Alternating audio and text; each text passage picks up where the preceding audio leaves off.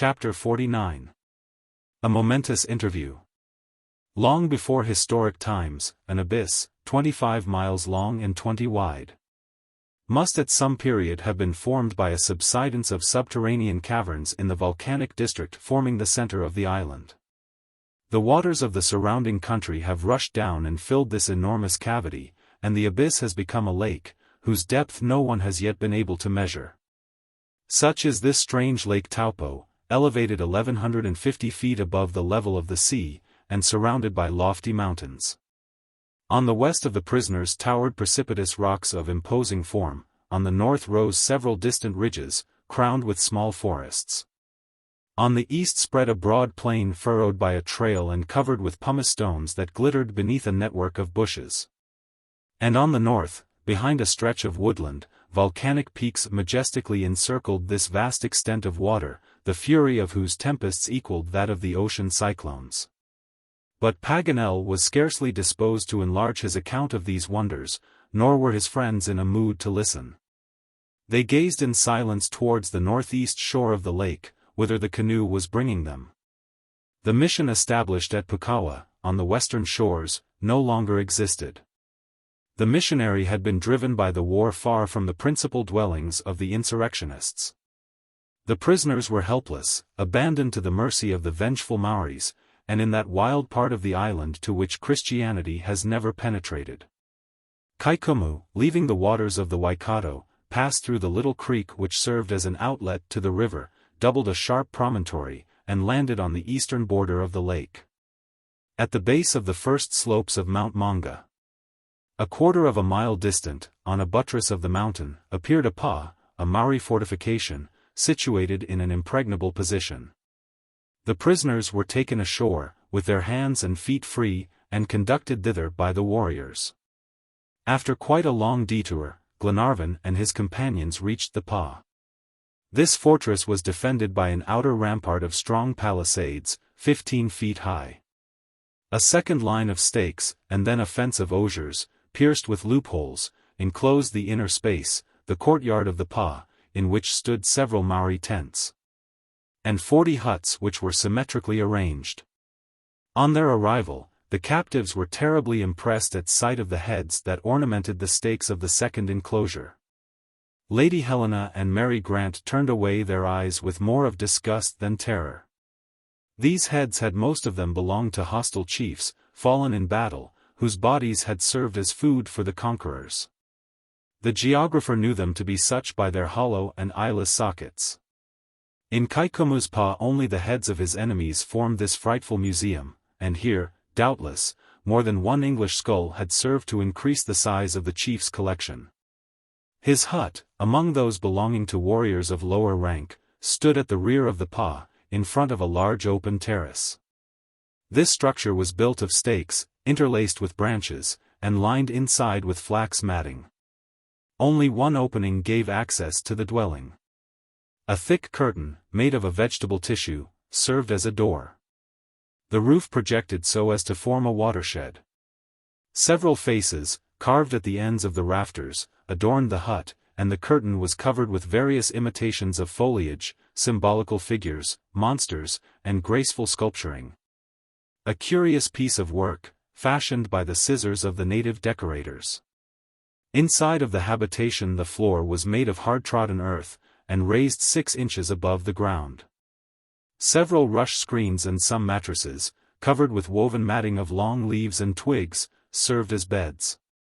In the middle of the room a hole in a stone formed the fireplace, and another in the roof answered for a chimney.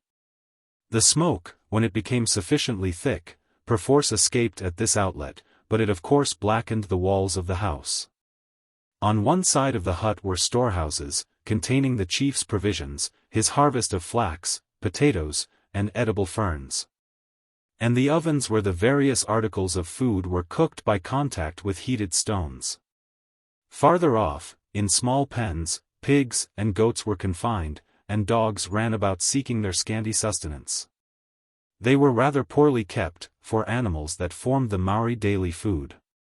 Glenarvan and his companions had taken in the whole at a glance.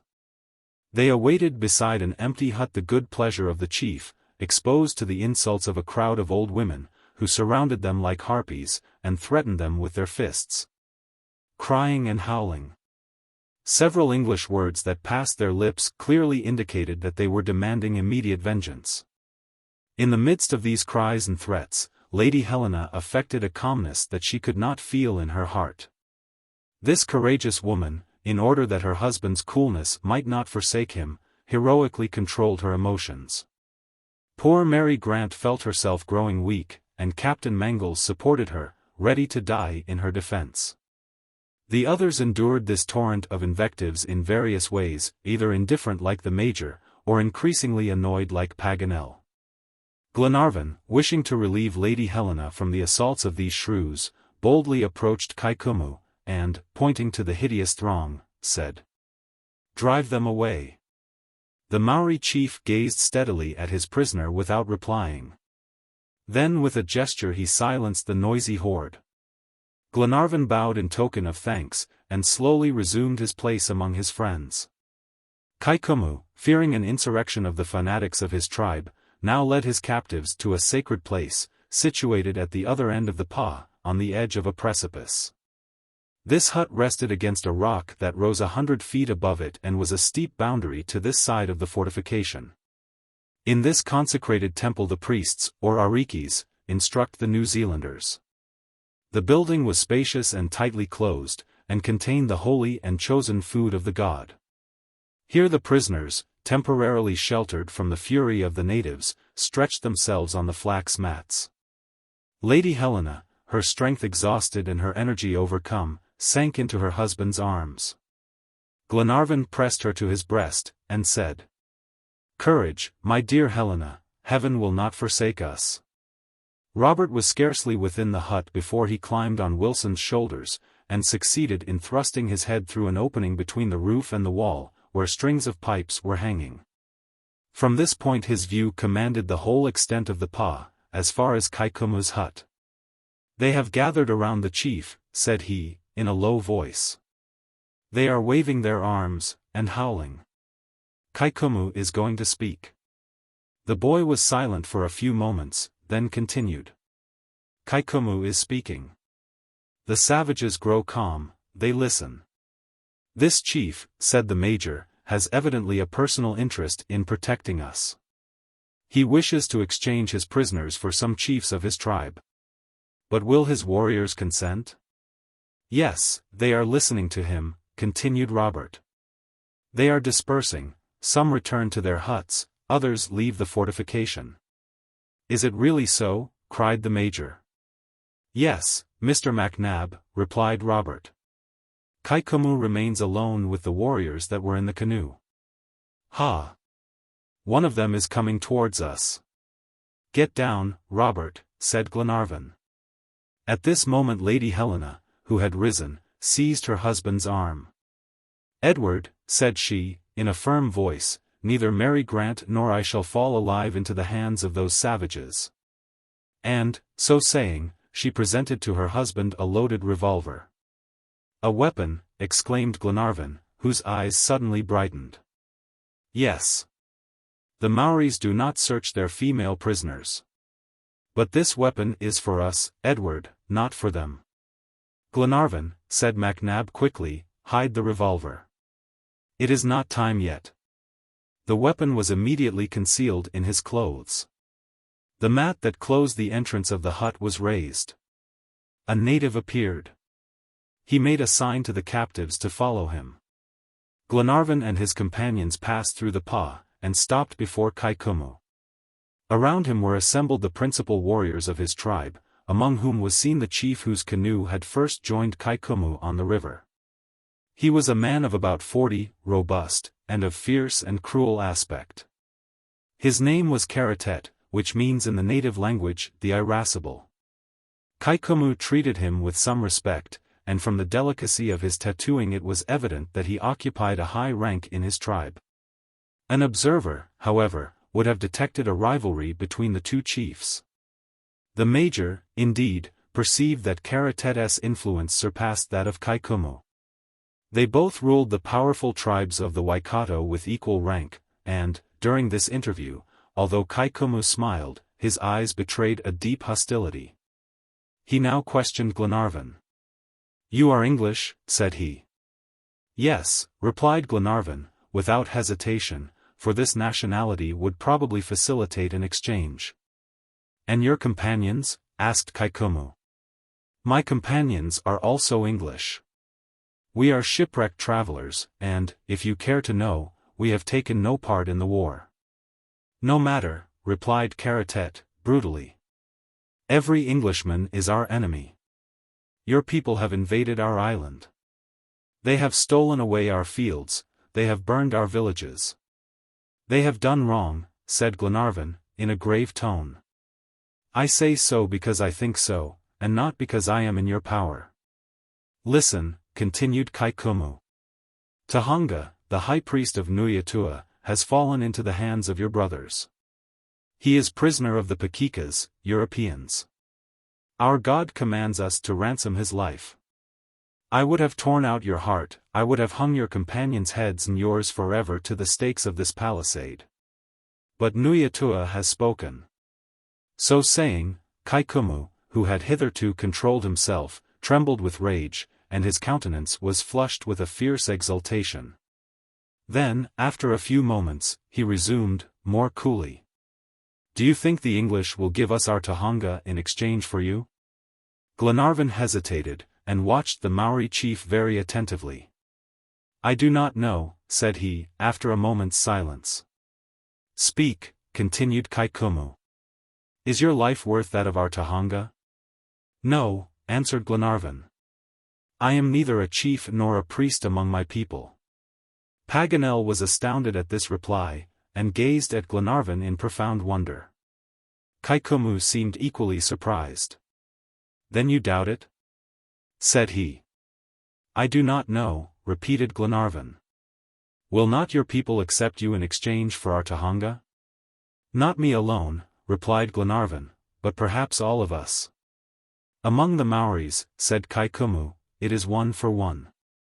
"Offer these ladies first in exchange for your priest," answered Glenarvan, pointing to Lady Helena and Mary Grant. Lady Helena would have rushed towards her husband, but the Major restrained her. "These 2 ladies," continued Glenarvan, turning respectfully towards them, "hold a high rank in their country." The warrior glanced coldly at his prisoner. A malicious smile passed over his face.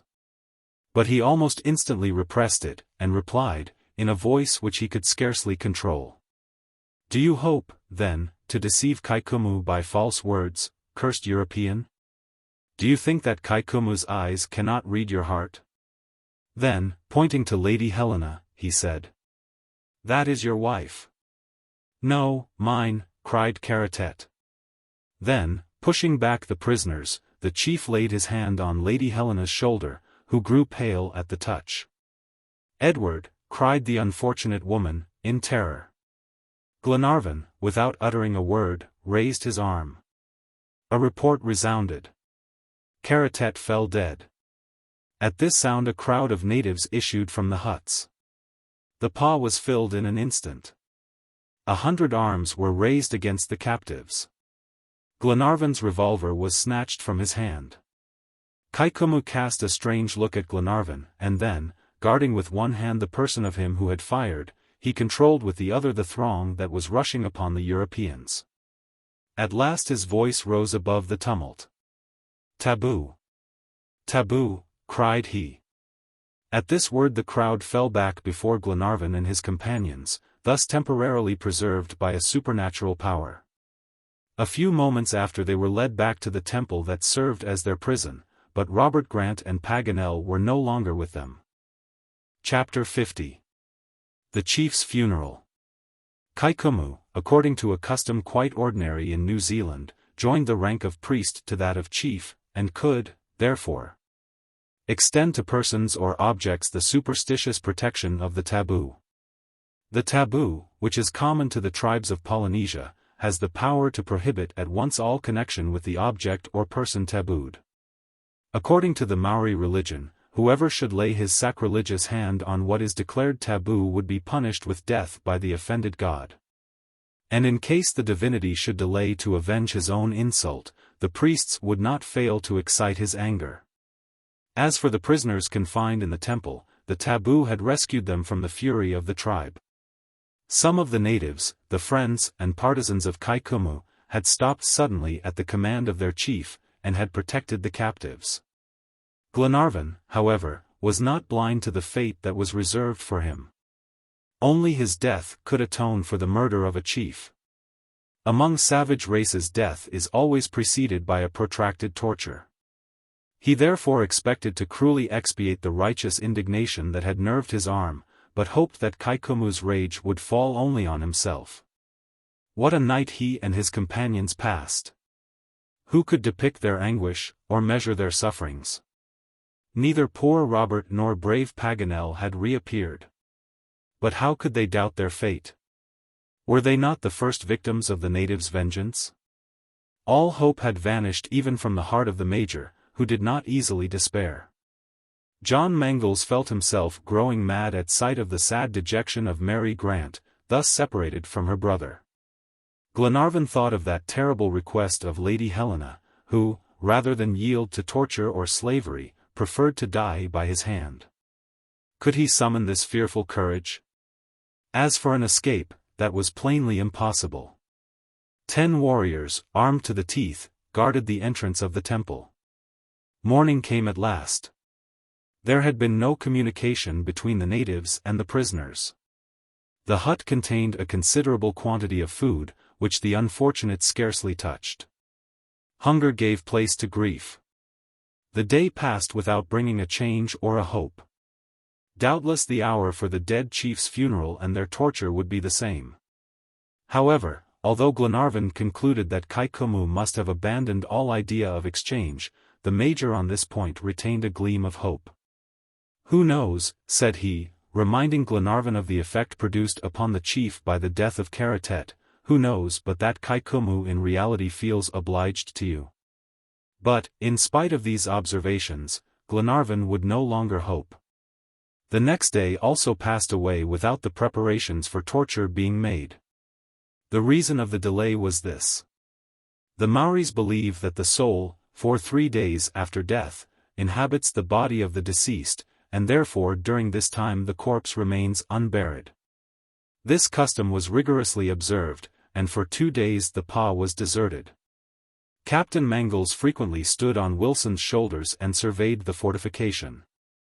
No native was seen. Only the sentinels guarded in turn at the door of their prison. But on the 3rd day the huts were opened. The savages, men, women, and children, to the number of several hundreds, assembled in the pa, silent and calm. Kaikumu came out of his house, and, surrounded by the principal warriors of his tribe, took his place on a mound several feet high in the center of the fortification. The crowd of natives formed a semicircle around him, and the whole assembly preserved absolute silence. At a sign from the chief, a warrior advanced towards the temple. "Remember," said Lady Helena to her husband. Glenarvan clasped his wife to his heart. At this moment Mary Grant approached John Mangles. "Lord and Lady Glenarvan," said she, "I think that, if a wife can die by the hand of her husband to escape a degrading existence, a maiden can likewise die by the hand of her lover. John, for I may tell you at this critical moment, have I not long been your betrothed in the depths of your heart? May I rely upon you, dear John, as Lady Helena does upon Lord Glenarvan?" "Mary!" cried the young captain, in terror. "Ah! Dear Mary!" He could not finish. The mat was raised, and the captives were dragged towards Kaikumu. The 2 women were resigned to their fate, while the men concealed their anguish beneath a calmness that showed superhuman self-control. They came before the chief, who did not delay sentence. "You killed Karatet," said he to Glenarvan. "I did."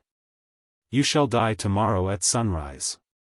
"Alone?" inquired Glenarvan, whose heart beat quickly. "What?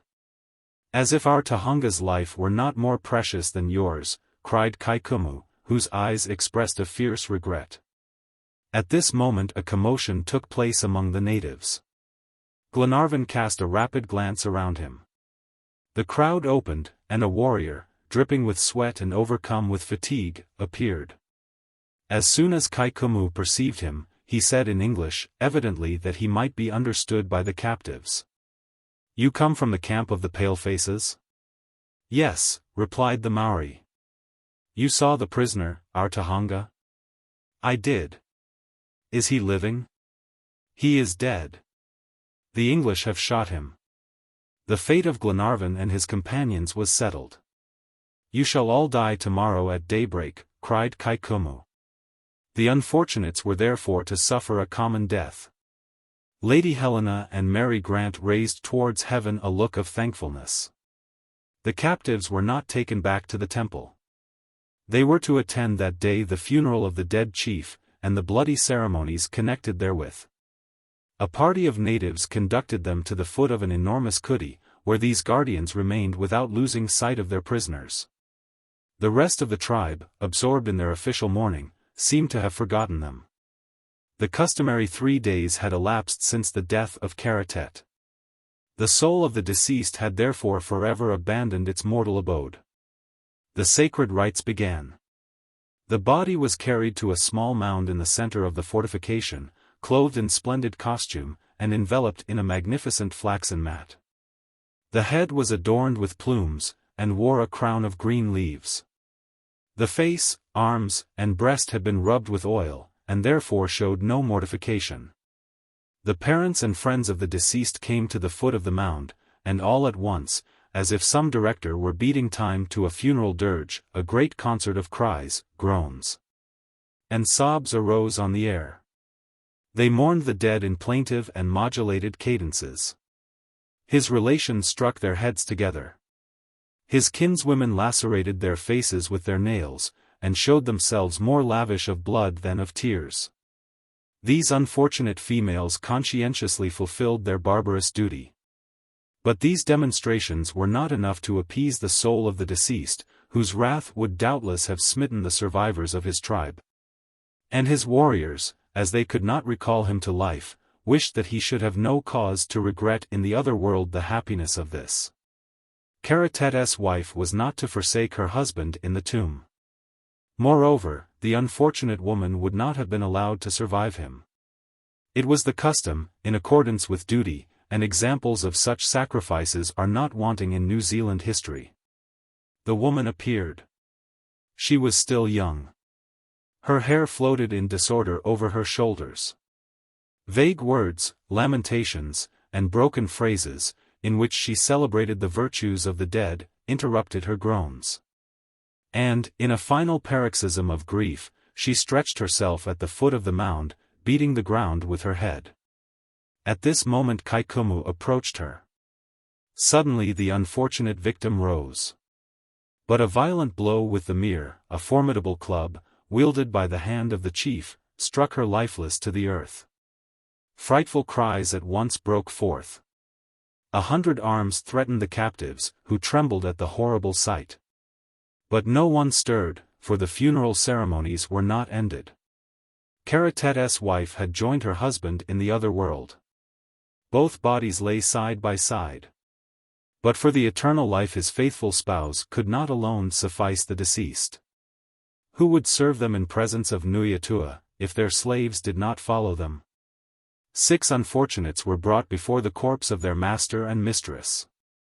They were servants, whom the pitiless laws of war had reduced to slavery. During the life of the chief they had undergone the severest privations, suffered 1,000 abuses, had been scantily fed, and compelled constantly to labor like beasts. And now, according to the Maori belief, they were to continue their existence of servitude for eternity. They appeared to be resigned to their fate, and were not astonished at a sacrifice they had long anticipated. Their freedom from all bonds showed that they would meet death unresistingly. Moreover, this death was rapid, protracted sufferings were spared them. These were reserved for the captives who stood trembling not 20 paces distant. 6 blows of the mere, given by 6 stalwart warriors, stretched the victims on the ground in a pool of blood. It was the signal for a terrible scene of cannibalism, which followed in all its horrible details. Glenarvan and his companions, breathless with fright, strove to hide this awful scene from the eyes of the two unhappy ladies. They now understood what awaited them at sunrise the next day, and what cruel tortures would doubtless precede such a death. They were dumb with horror. The funeral dance now began. Strong spirits, extracted from an indigenous plant, maddened the savages till they seemed no longer human. Would they not forget the taboo of the chief, and throw themselves in their final outbreaks upon the prisoners who trembled at their frenzy? But Kaikumu had preserved his reason in the midst of the general intoxication. He allowed this bloody orgy an hour to reach its utmost intensity. The last act of the funeral was played with the usual rites. The bodies of Karatet and his wife were taken up, and their limbs bent and gathered against the stomach, according to the New Zealand custom. The place for the tomb had been chosen outside of the fortification, about 2 miles distant, on the summit of a small mountain, called Maunganamu, situated on the right shore of the lake. Thither the bodies were to be carried. 2 very rude palanquins, or rather litters, were brought to the foot of the mound. The corpses, folded together, in a sitting posture, and tied in their clothes by a girdle of withes, were placed on this primitive bier. 4 warriors bore it between them, and the entire tribe, chanting the funeral hymn, followed them in procession to the place of burial. The captives, who were always watched, saw them leave the inner enclosure of the pa, and then the songs and cries gradually died away. For about half an hour this funeral escort continued in sight, in the depths of the valley. Finally they perceived it again winding along the mountain paths. The distance gave a fantastic appearance to the undulating movements of the long, sinuous column. The tribe stopped at the summit of the mountain, which was 800 feet high, at the place prepared for Karatet's interment. A common Maori would have had only a hole and a heap of stones for a grave. But for a powerful and dreaded chief, destined doubtless for a speedy deification, a tomb worthy of his exploits was reserved. The sepulchre had been surrounded by palisades, while stakes, ornamented with faces reddened with ochre, stood beside the grave where the bodies were to lie. The relatives had not forgotten that the Waidua, the spirit of the dead, feeds on substantial nourishment like the body during this perishable life.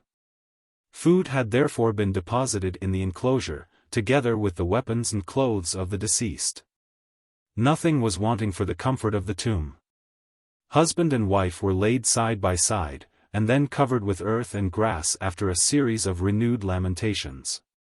Then the procession silently descended the mountain, and now no one could ascend it under penalty of death, for it was tabooed. Chapter 51. Strangely Liberated. Just as the sun was disappearing behind Lake Taupo, the captives were led back to their prison. They were not to leave it again until the summit of the Wahiti Mountains should kindle with the first beams of the day. 1 night remained to prepare for death. In spite of the faintness, in spite of the horror with which they were seized, they shared their repast in common. "We shall need all the strength possible to face death," said Glenarvan. "We must show these barbarians how Europeans and Christians can die." The meal being finished, Lady Helena repeated the evening prayer aloud, while all her companions, with uncovered heads, joined her. Having fulfilled this duty, and enjoyed this privilege, the prisoners embraced each other. Lady Helena and Mary Grant then retired to one corner of the hut, and stretched themselves upon a mat. Sleep, which soothes all woes, soon closed their eyes, and they slumbered in each other's arms, overcome by fatigue and long wakefulness. Glenarvan, taking his friends aside, said, "My dear companions, our lives and those of these poor ladies are in God's hands. If heaven has decreed that we shall die tomorrow, we can, I am sure, die like brave people, like Christians, ready to appear fearlessly before the final judge. God, who does read the secrets of the soul, knows that we are fulfilling a noble mission. If death awaits us instead of success, it is His will. However severe His decree may be, I shall not murmur against it. But this is not death alone, it is torture, disgrace, and here are 2 women." Glenarvan's voice, hitherto firm, now faltered. He paused to control his emotion. After a moment's silence, he said to the young captain. "John, you have promised Mary Grant what I have promised Lady Helena. What have you resolved?" "This promise," replied John Mangles, "I believe I have the right in the sight of God to fulfill." "Yes, John, but we have no weapons." "Here is one," answered John, displaying a poniard. "I snatched it from Karatet's hands when he fell at your feet. My lord, he of us who survives the other shall fulfill this vow." At these words a profound silence reigned in the hut. At last the major interrupted it by saying, "My friends, reserve this extreme measure till the last moment. I am no advocate of what is irremediable." "I do not speak for ourselves," replied Glenarvan. "We can brave death, whatever it may be. Ah, if we were alone! 20 times already would I have urged you to make a sally and attack those wretches. But they—" At this moment Captain Mangles raised the mat and counted 25 natives, who were watching at the door of their prison. A great fire had been kindled, which cast a dismal light over the irregular outlines of the pa. Some of these savages were stretched around the fire. And others, standing and motionless, were darkly defined against the bright curtain of flame. It is said that, between the jailer who watches and the prisoner who wishes to escape, the chances are on the side of the latter. Indeed, the design of one is stronger than that of the other, for the first may forget that he is guarding, but the second cannot forget that he is guarded. The captive thinks oftener of escaping than his guardian thinks of preventing his escape. But here it was hate and vengeance that watched the prisoners, and not an indifferent jailer. They had not been bound, for bonds were useless where 25 men guarded the only outlet of the prison. This hut was built against the rock that terminated the fortification, and was only accessible by a narrow passage that connected it with the front of the pa. The other 2 sides of the building were flanked by towering precipices, and stood on the verge of an abyss 100 feet deep. A descent this way was therefore impossible. There was no chance of escaping in the rear, which was guarded by the enormous rock. The only exit was the door of the temple, and the Maoris defended the narrow passage that connected it with the pa. All escape was therefore out of the question. And Glenarvan, after examining the walls of his prison, was forced to acknowledge this disheartening fact. Meantime, the hours of this night of anguish were passing away. Dense darkness had covered the mountain. Neither moon nor stars illumined the deep shades. A few gusts of wind swept along the side of the pa. The stakes of the hut groaned, the fire of the natives suddenly revived at this passing draught, and the flames cast rapid flashes into the temple, illumining for a moment the group of prisoners. These poor people were absorbed with their last thoughts. A deathly silence reigned in the hut. It must have been about 4 o'clock in the morning, when the major's attention was attracted by a slight sound that seemed to come from behind the rear stakes, in the back wall that lay towards the rock. At first he was indifferent to the noise, but finding that it continued, he listened. At last, puzzled by its persistence, he put his ear close to the ground to hear better.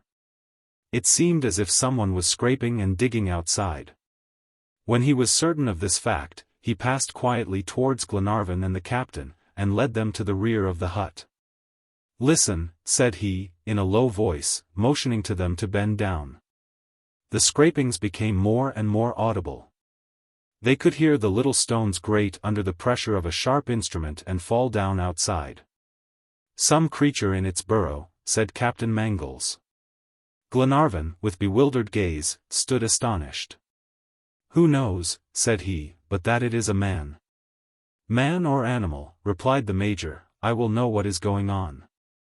Wilson and LVIII joined their companions, and all began to dig in the wall, the captain with his poniard, the others with stones pulled out of the ground, or with their nails, while Mulready, stretched on the earth, watched the group of natives through the loophole of the mat. But they were motionless around the fire, and did not suspect what was transpiring 20 paces from them. The soil was loose and crumbling, and lay upon a bed of clay, so that, in spite of the want of tools, the hole rapidly enlarged. It was soon evident that somebody, clinging to the sides of the paw, was making a passage in its outer wall. What could be the object? Did he know of the existence of the prisoners, or could a mere chance attempt at escape explain the work that seemed nearly completed? The captives redoubled their efforts. Their lacerated fingers bled, but still they dug on. After half an hour's labor, the hole they were drilling had reached a depth of 3 feet. They could perceive by the sounds, which were now more distinct, that only a thin layer of earth prevented immediate communication. A few moments more elapsed, when suddenly the Major drew back his hand, which was cut by a sharp blade. He suppressed a cry that was about to escape him. Captain Mangles, holding out his poniard, avoided the knife that was moving out of the ground, but seized the hand that held it. It was the hand of a woman or a youth, a European hand. Not a word had been uttered on either side. There was plainly an object in keeping silent. "Is it Robert?" murmured Glenarvan. But, though only whispering this name, Mary Grant, awakened by the movement that was taking place in the hut, glided towards Glenarvan, and, seizing this hand all soiled with mud, covered it with kisses. "It is you! It is you!" cried the young girl, who could not be mistaken, "you, my Robert." "Yes, little sister," replied Robert, "I am here to save you all." "But silence! Brave lad!" repeated Glenarvan. "Keep watch of the savages outside," continued Robert. Mulready, whose attention had been diverted for a moment by the appearance of the hand, resumed his post of observation. "All is well," said he. "Only 4 warriors are watching now. The others have fallen asleep." "Courage," replied Wilson. In an instant the hole was widened, and Robert passed from the arms of his sister into those of Lady Helena. Around his body was wound a rope of flax. "My boy! My boy," murmured Lady Helena. "These savages did not kill you?" "No, madam," replied Robert. "Somehow, during the uproar, I succeeded in escaping their vigilance. I crossed the yard. For 2 days I kept hidden behind the bushes. At night I wandered about, longing to see you again. While the tribe were occupied with the funeral of the chief, I came and examined this side of the fortification, where the prison stands, and saw that I could reach you. I stole this knife and rope in a deserted hut. The tufts of grass and the bushes helped me to climb. By chance I found a kind of grotto hollowed out in the very rock against which this hut rests. I had only a few feet to dig in the soft earth, and here I am." 20 silent kisses were his only answer. "Let us start," said he, in a decided tone. "Is Paganel below?" inquired Glenarvan. "Mr. Paganel?" repeated the boy, surprised apparently at the question. "Yes, is he waiting for us?" "No, my lord." "What? Is he not here?" "He is not, Robert," replied Mary Grant. "What? Have you not seen him?" exclaimed Glenarvan. "Did you not meet each other in the confusion? Did you not escape together?" "No, my lord," answered Robert, at a loss to understand the disappearance of his friend Paganel. "Let us start," said the Major, "there is not a moment to lose. Wherever Paganel may be, his situation cannot be worse than ours here. Let us go." Indeed, the moments were precious. It was high time to start. The escape presented no great difficulties, but for the almost perpendicular wall of rock outside of the grotto, 20 feet high. The declivity then sloped quite gently to the base of the mountain, from which point the captives could quickly gain the lower valleys, while the Maoris, if they chanced to discover their flight, would be forced to make a very long detour, since they were not aware of the passage that had been dug in the mountain. They now prepared to escape, and every precaution was taken to ensure their success. The captives crawled one by one through the narrow passage, and found themselves in the grotto. Captain Mangles, before leaving the hut, concealed all traces of their work, and glided in his turn through the opening, which he closed with the mats. Their outlet was therefore entirely hidden. The object now was to descend the perpendicular wall of rock, which would have been impossible if Robert had not brought the flax rope. It was unwound, fastened to a point of rock, and thrown over the declivity. Before allowing his friends to trust their weight to these flaxen fibers, Captain Mangles tested them. They seemed to be quite strong, but it would not answer to venture rashly, for a fall might be fatal. "This rope," said he, "can only bear the weight of 2 bodies, and we must therefore act accordingly. Let Lord and Lady Glenarvan slide down first. When they have reached the bottom, 3 shakes at the rope will be the signal to follow them." "I will go first," replied Robert. "I have discovered at the base of the slope a sort of deep excavation, where those who descend first can wait for the others in safety." "Go then, my boy," said Glenarvan, clasping the boy's hand. Robert disappeared through the opening of the grotto. A moment after, 3 shakes of the rope informed them that he had accomplished his descent successfully. Glenarvan and Lady Helena now ventured out of the grotto. The darkness below was still profound, but the grey light of dawn was already tinging the top of the mountain. The keen cold of the morning reanimated the young wife. She felt stronger, and commenced her perilous escape. First her husband, and then she, slid down the rope to the point where the perpendicular wall met the summit of the slope. Then Glenarvan, going before his wife and assisting her, began to descend the declivity of the mountain backwards. He sought for tufts of grass and bushes that offered a point of support, and tried them before placing Lady Helena's feet upon them. Several birds, suddenly awakened, flew away with shrill cries, and the fugitives shuddered when a large stone rolled noisily to the base of the mountain. They had accomplished half the distance when a voice was heard at the opening of the grotto. "Stop," whispered Captain Mangles. Glenarvan, clinging with one hand to a tuft of grass and holding his wife with the other, waited, scarcely breathing. Wilson had taken alarm. Hearing some noise outside, he had returned to the hut, and, raising the mat, watched the Maoris. At a sign from him the captain had stopped Glenarvan. In truth, one of the warriors, startled by some unaccustomed sound, had risen and approached the prison. Standing 2 paces from the hut, he listened with lowered head. He remained in this attitude for a moment, that seemed an hour, with ear intent and eye on the alert. Then, shaking his head as a man who is mistaken, he returned to his companions, took an armful of dead wood and threw it on the half-extinct fire, whose flames revived. His face, brightly illumined by the blaze, betrayed no more anxiety, and, after gazing at the first glimmers of dawn that tinged the horizon, he stretched himself beside the fire to warm his cold limbs. "All right," said Wilson. The captain made a sign to Glenarvan to continue his descent. The latter, accordingly, slid gently down the slope, and soon Lady Helena and he stood on the narrow path where Robert was waiting for them.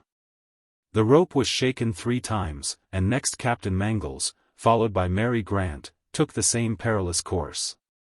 They were successful, and joined Lord and Lady Glenarvan.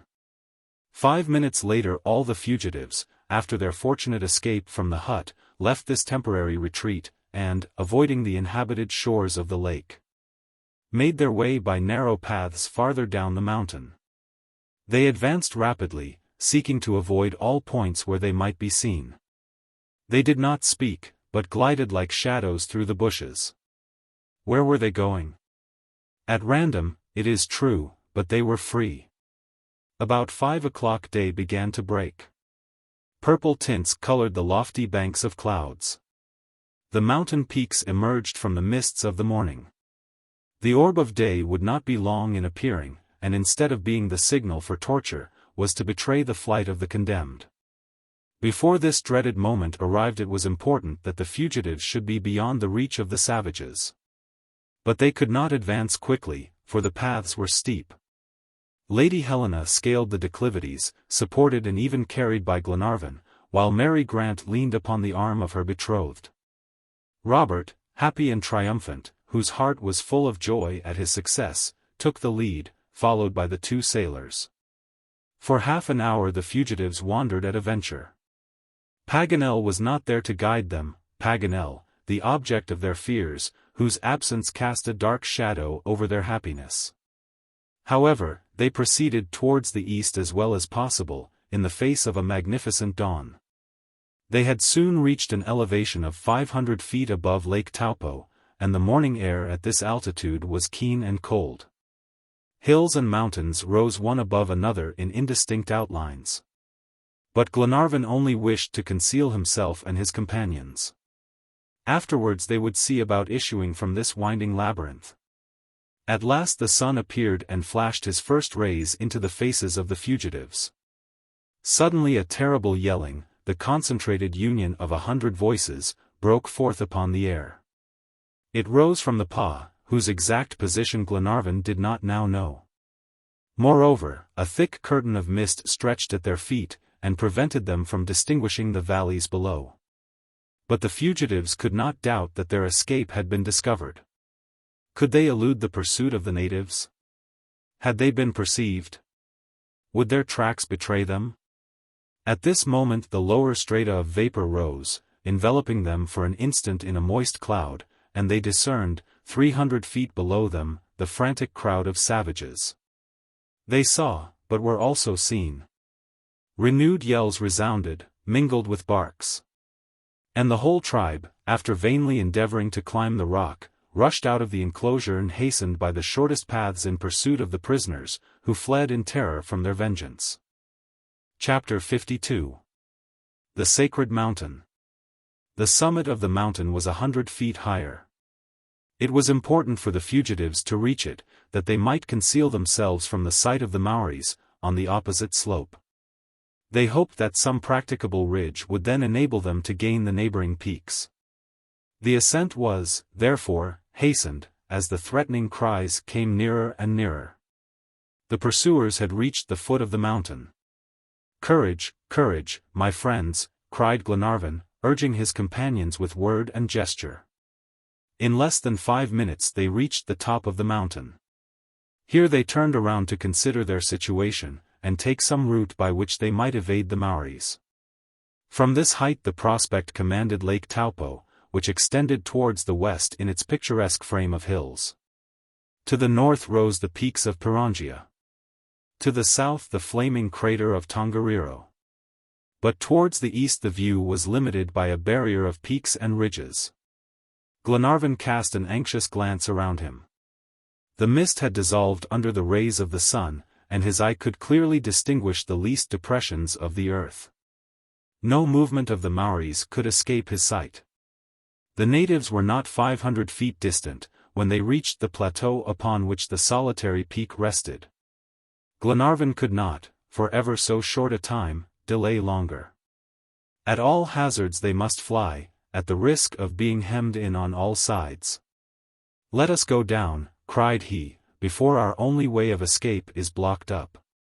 But just as the ladies rose by a final effort, MacNab stopped them, and said, "It is useless, Glenarvan. Look." And all saw, indeed, that an inexplicable change had taken place in the movements of the Maoris. Their pursuit had been suddenly interrupted. Their ascent of the mountain had ceased, as if by an imperious interdict. The crowd of natives had checked their swiftness, and halted, like the waves of the sea before an impassable rock. All the savages, thirsting for blood, were now ranged along the foot of the mountain, yelling, gesticulating, and brandishing guns and hatchets, but they did not advance a single foot. Their dogs, like themselves, as though chained to earth, howled with rage. What was the difficulty? What invisible power restrained the natives? The fugitives gazed without comprehending, fearing that the charm that enchained Kaikomu's tribe would dissolve. Suddenly Captain Mangles uttered a cry that caused his companions to turn. He pointed to a little fortress at the summit of the peak. "The tomb of the chief Karatet," cried Robert.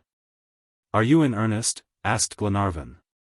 "Yes, my lord, it is the tomb, I recognize it." Robert was right. 50 feet above, at the extreme point of the mountain, stood a small palisade enclosure of freshly painted stakes. Glenarvan, likewise, recognized the sepulchre of the Maori chief. In their wanderings they had come to the top of the Maunganamu, where Karatet had been buried. Followed by his companions, he climbed the sides of the peak, to the very foot of the tomb. A large opening, covered with mats, formed the entrance. Glenarvan was about to enter, when, all at once, he started back suddenly. "A savage," said he. "A savage in this tomb?" inquired the Major. "Yes, MacNab." "What matter? Let us enter." Glenarvan, the Major, Robert, and Captain Mangles passed into the enclosure. A Maori was there, clad in a great flax mantle. The darkness of the sepulchre did not permit them to distinguish his features. He appeared very calm, and was eating his breakfast with the most perfect indifference. Glenarvan was about to address him, when the native, anticipating him, said, in an amiable tone, and in excellent English, "Be seated, my dear lord, breakfast is awaiting you." It was Paganel. At his voice all rushed into the tomb, and gazed with wonder at the worthy geographer. Paganel was found. The common safety was represented in him. They were going to question him, they wished to know how and why he was on the top of the mountain, but Glenarvan checked this unseasonable curiosity. "The savages," said he. "The savages," replied Paganel, shrugging his shoulders, "are individuals whom I supremely despise. But can they not? They. The imbeciles. Come and see them." Each followed Paganel, who issued from the tomb. The Maoris were in the same place, surrounding the foot of the peak, and uttering terrible cries. "Cry and howl till you are tired, miserable creatures," said Paganel. "I defy you to climb this mountain." "And why?" asked Glenarvan. "Because the chief is buried here. This tomb protects us, and the mountain is tabooed." "Tabooed?" "Yes, my friends, and that is why I took refuge here, as in one of those asylums of the Middle Ages, open to unfortunates." Indeed, the mountain was tabooed, and by this consecration had become inaccessible by the superstitious savages. The safety of the fugitives was not yet certain, but there was a salutary respite, of which they strove to take advantage. Glenarvan, a prey to unspeakable emotion, did not venture a word, while the Major nodded his head with an air of genuine satisfaction. "And now, my friends," said Paganel, "if these brutes expect us to test their patience they are mistaken. In 2 days we shall be beyond the reach of these rascals." "We will escape," said Glenarvan, "but how?" "I do not know," replied Paganel, "but we will do so all the same." All now wished to hear the geographer's adventures. Strangely enough, in the case of a man loquacious usually, it was necessary to draw, as it were, the words from his mouth. He, who was so fond of telling stories, replied only in an evasive way to the questions of his friends. "Paganel has changed," thought MacNab. Indeed, the countenance of the geographer was no longer the same. He wrapped himself gloomily in his great flaxen mantle, and seemed to shun too inquisitive looks. However, when they were all seated around him at the foot of the tomb, he related his experiences. After the death of Karatet, Paganel had taken advantage, like Robert, of the confusion of the natives, and escaped from the Pa.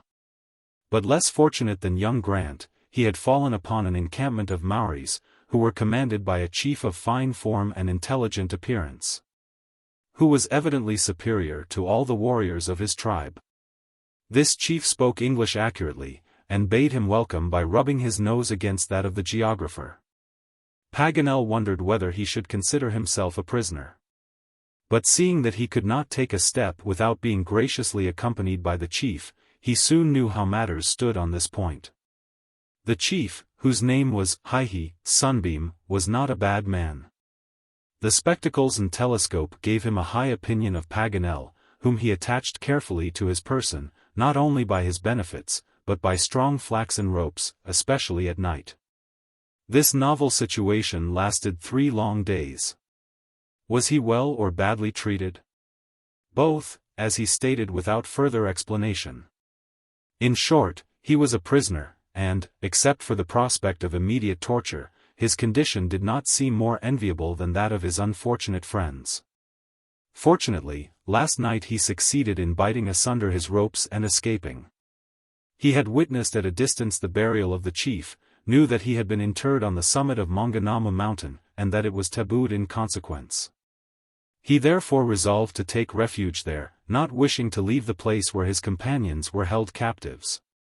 He succeeded in his undertaking, arrived at Karatet's tomb, and waited in hope that Providence would in some way deliver his friends. Such was Paganel's story. Did he omit designedly any circumstance of his stay among the natives? More than once his embarrassment led them to suspect so. However that might be, he received unanimous congratulations. And as the past was now known, they returned to the present. Their situation was still exceedingly critical. The natives, if they did not venture to climb the mountain, expected that hunger and thirst would force their prisoners to surrender. It was only a matter of time, and the savages had great patience. Glenarvan did not disregard the difficulties of his position, but waited for the favorable issue which Providence seemed to promise. And first he wished to examine this improvised fortress. Not to defend it, for an attack was not to be feared, but that he might find a way of escaping. The Major and the Captain, Robert, Paganel, and himself, took the exact bearings of the mountain. They observed the direction of the paths, their branches and declivities. A ridge a mile in length united the Maunganamu to the Wahiti range, and then declined to the plain. Its narrow and winding summit presented the only practicable route, in case escape should become possible. If the fugitives could pass this point unperceived, under cover of the night, perhaps they might succeed in reaching the deep valleys and outwitting the Maoris.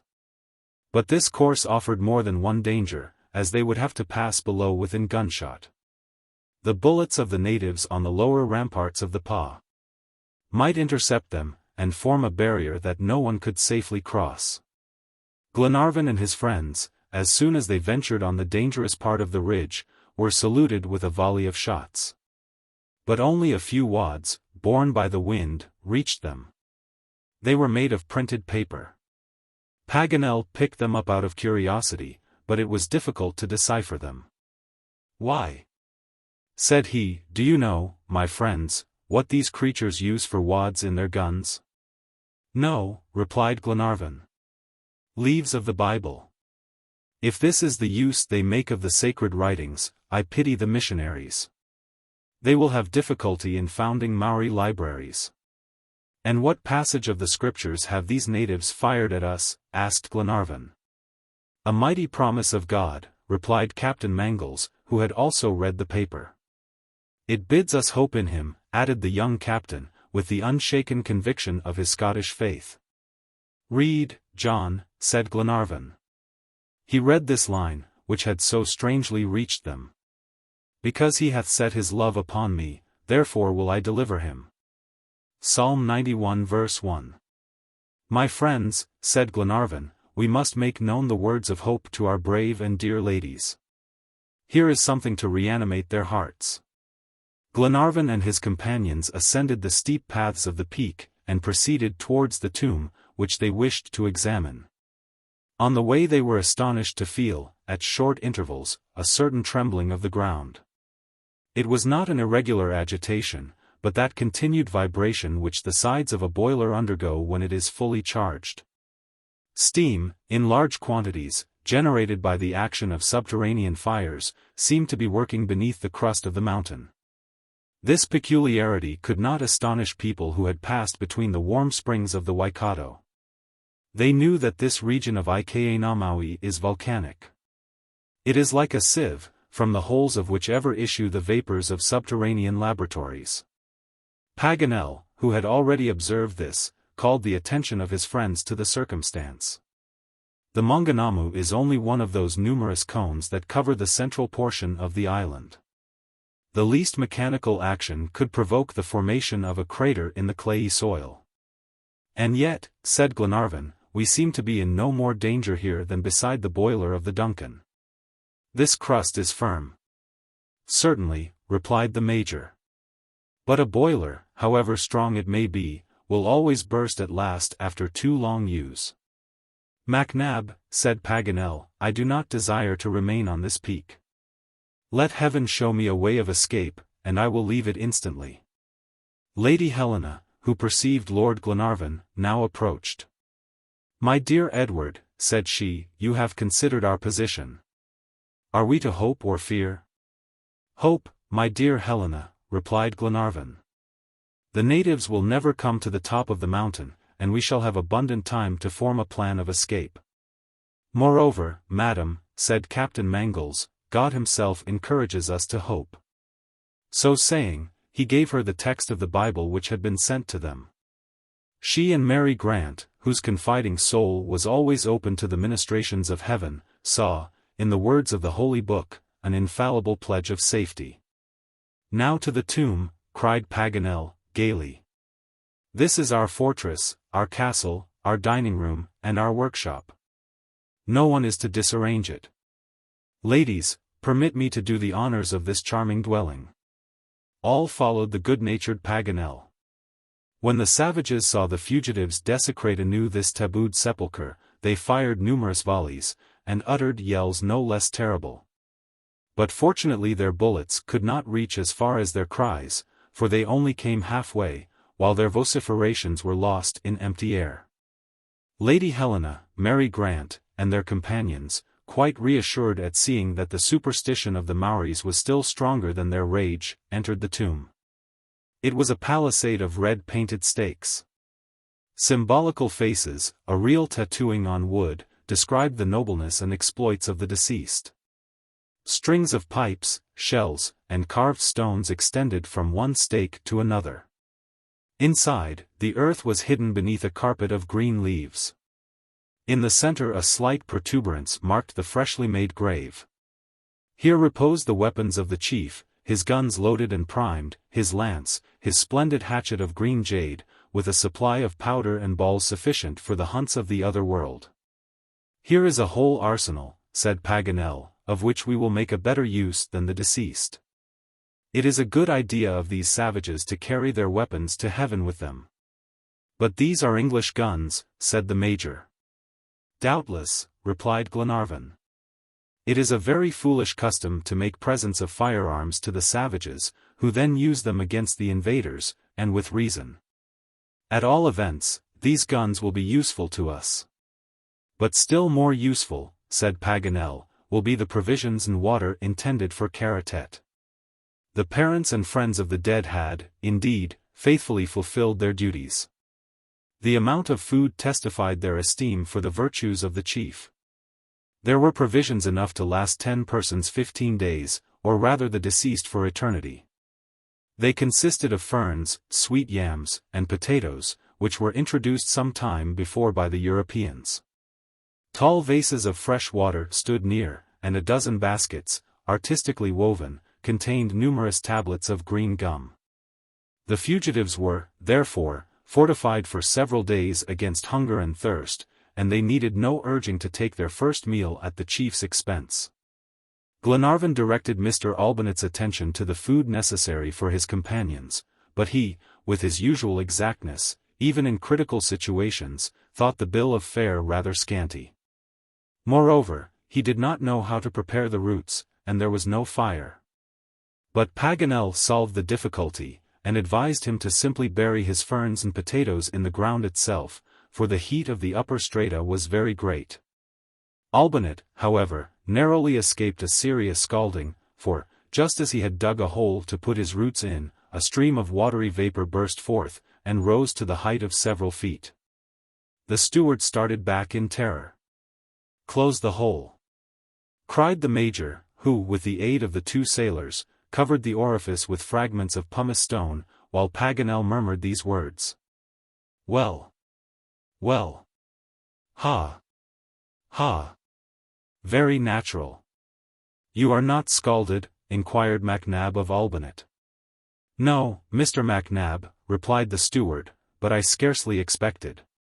"So many blessings," added Paganel, in a mirthful tone. "Consider Karatet's water and provisions, and the fire of the earth.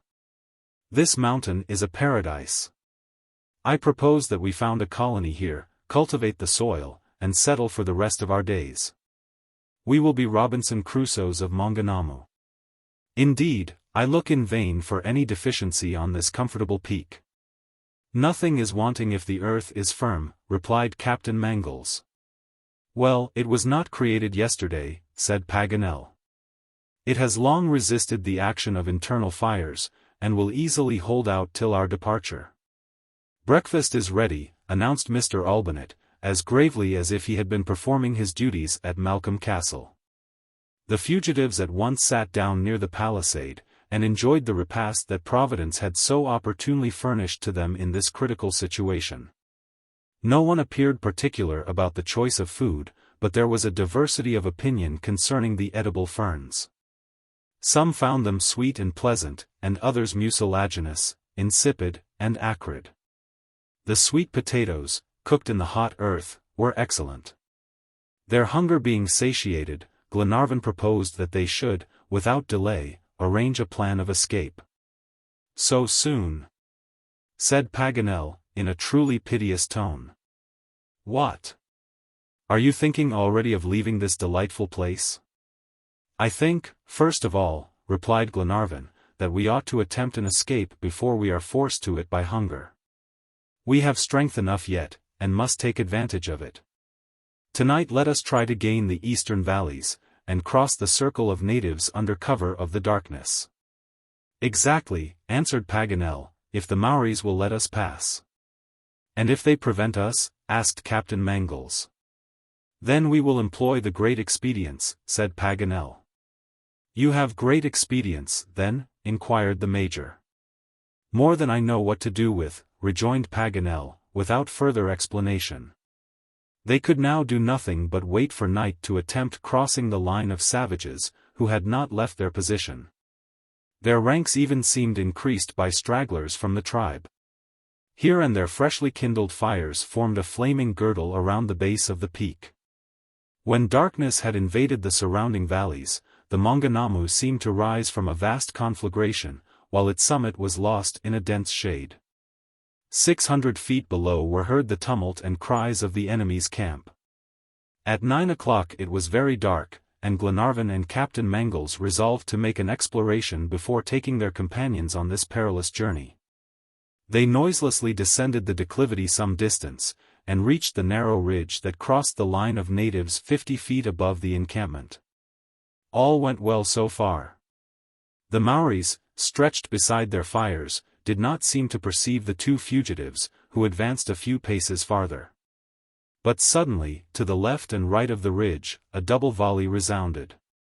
"Back!" cried Glenarvan, "these bandits have eyes like a cat, and the guns of riflemen." Captain Mangles and he reascended at once the precipitous slopes of the mountain, and speedily assured their terrified friends of their safety. Glenarvan's hat had been pierced by 2 bullets. It was, therefore, dangerous to venture on the ridge between these 2 lines of marksmen. "Wait till tomorrow," said Paganel. "And since we cannot deceive the vigilance of these natives, permit me to give them a dose in my own way." The temperature was quite cold. Fortunately, Karatet wore in the tomb his best night robes, warm, flaxen coverings, in which each one wrapped himself without hesitation. And soon the fugitives, protected by the native superstition, slept peacefully in the shelter of the palisades, on the earth that seemed to quake with the internal commotion. Chapter 53. A Bold Stratagem. The rising sun awakened with his first rays the sleepers on the Maunganamu. The Maoris for some time had been moving to and fro at the foot of the peak without wandering from their post of observation. Furious cries saluted the appearance of the Europeans as they issued from the desecrated tomb. Each cast a longing glance towards the surrounding mountains, the deep valleys, still veiled in mist, and the surface of Lake Taupo, gently rippling beneath the morning wind. Then all, eager to know Paganel's new project, gathered around him with questioning looks, while the geographer at once satisfied the restless curiosity of his companions. "My friends," said he, "my project has this advantage, that if it does not produce the result that I expect, or even fails, our situation will not be impaired. But it ought to and will succeed." "And this project?" asked the Major. "This is it," replied Paganel. "The superstition of the natives has made this mountain a place of refuge, and this superstition must help us to escape. If I succeed in convincing Kaikumu that we have become the victims of our sacrilege, that the wrath of heaven has fallen upon us, in short, that we have met a terrible death, do you think that he will abandon the mountain and return to his village?" "Probably," said Glenarvan.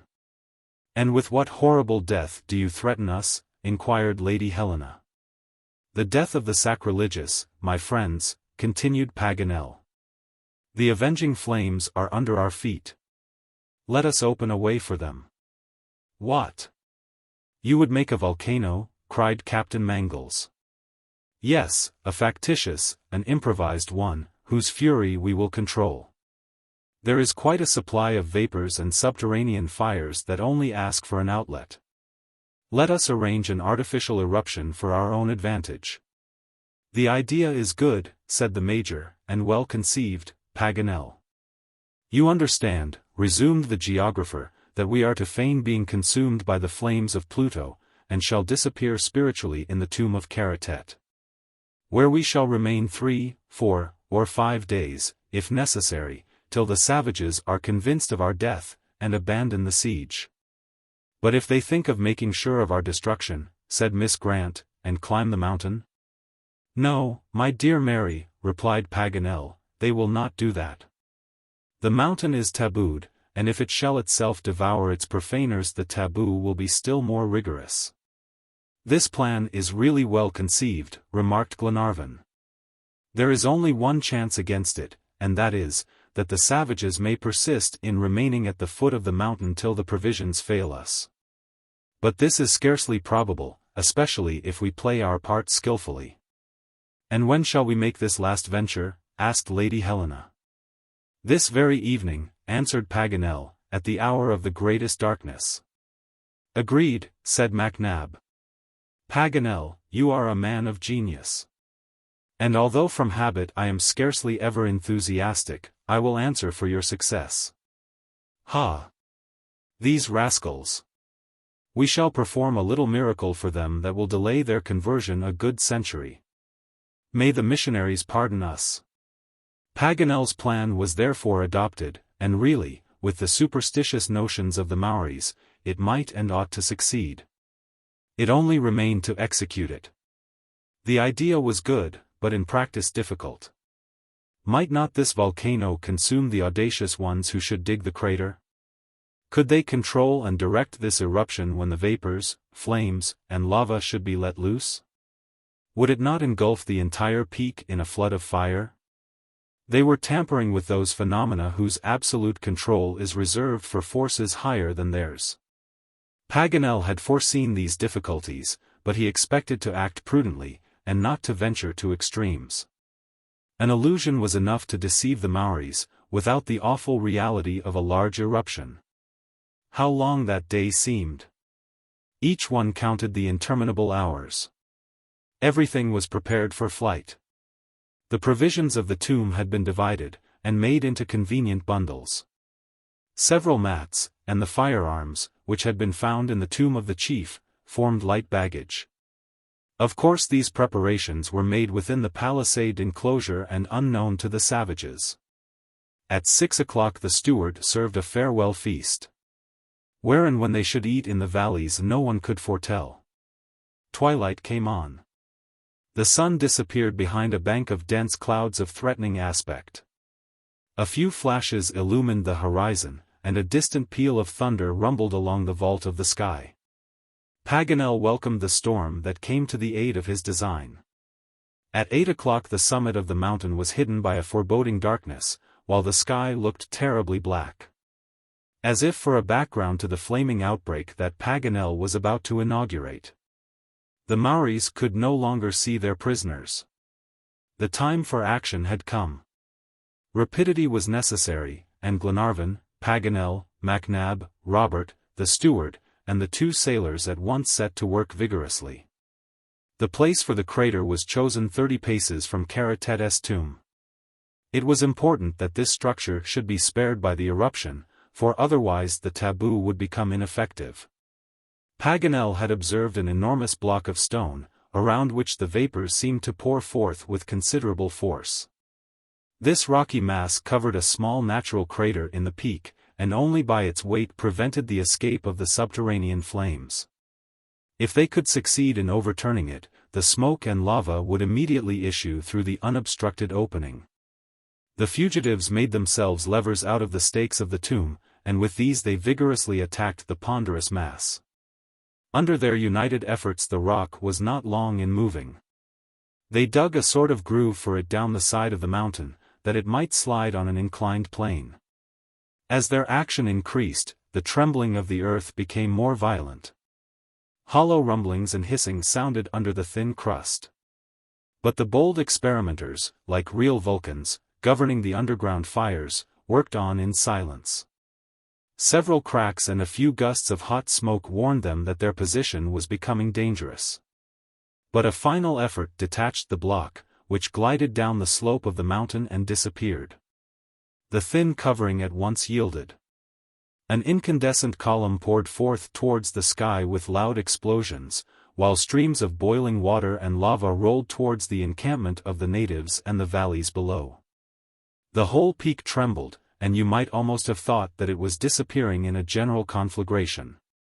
Glenarvan and his companions had scarcely time to escape the shock of the eruption. They fled to the enclosure of the tomb, but not without receiving a few scalding drops of the water, which bubbled and exhaled a strong sulphurous odor.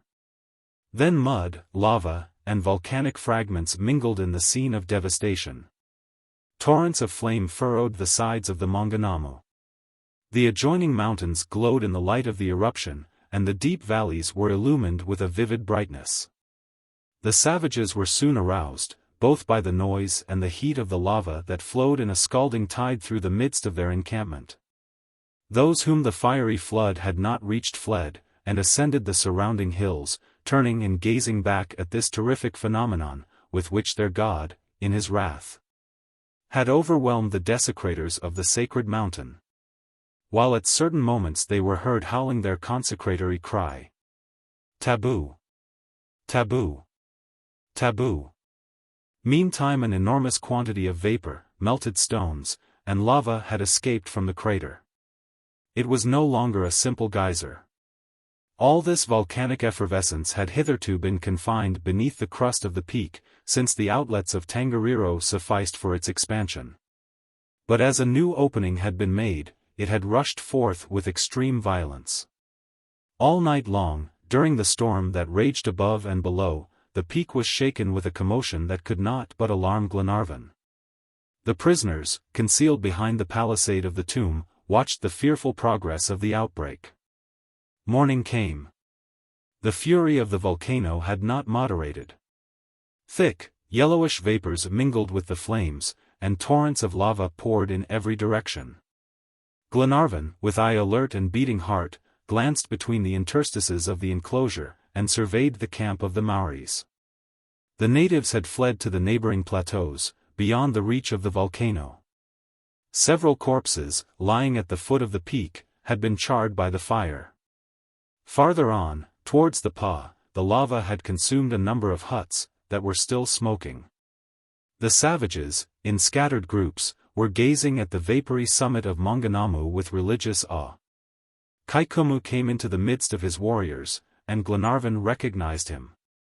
The chief advanced to the base of the peak, on the side spared by the eruption, but did not cross the first slopes.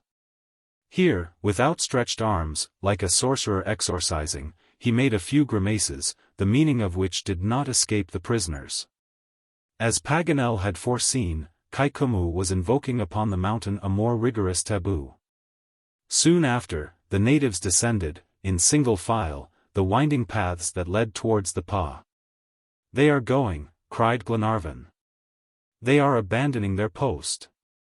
God be thanked. Our scheme has succeeded. My dear Helena, my brave companions, we are now dead and buried. But this evening we will revive, we will leave our tomb, and flee from these barbarous tribes." It would be difficult to describe the joy that reigned within the palisade. Hope had reanimated all hearts. These courageous travelers forgot their past trials, dreaded not the future, and only rejoiced in their present deliverance. Although very little reflection would show how difficult was the task of reaching a European settlement from their present position.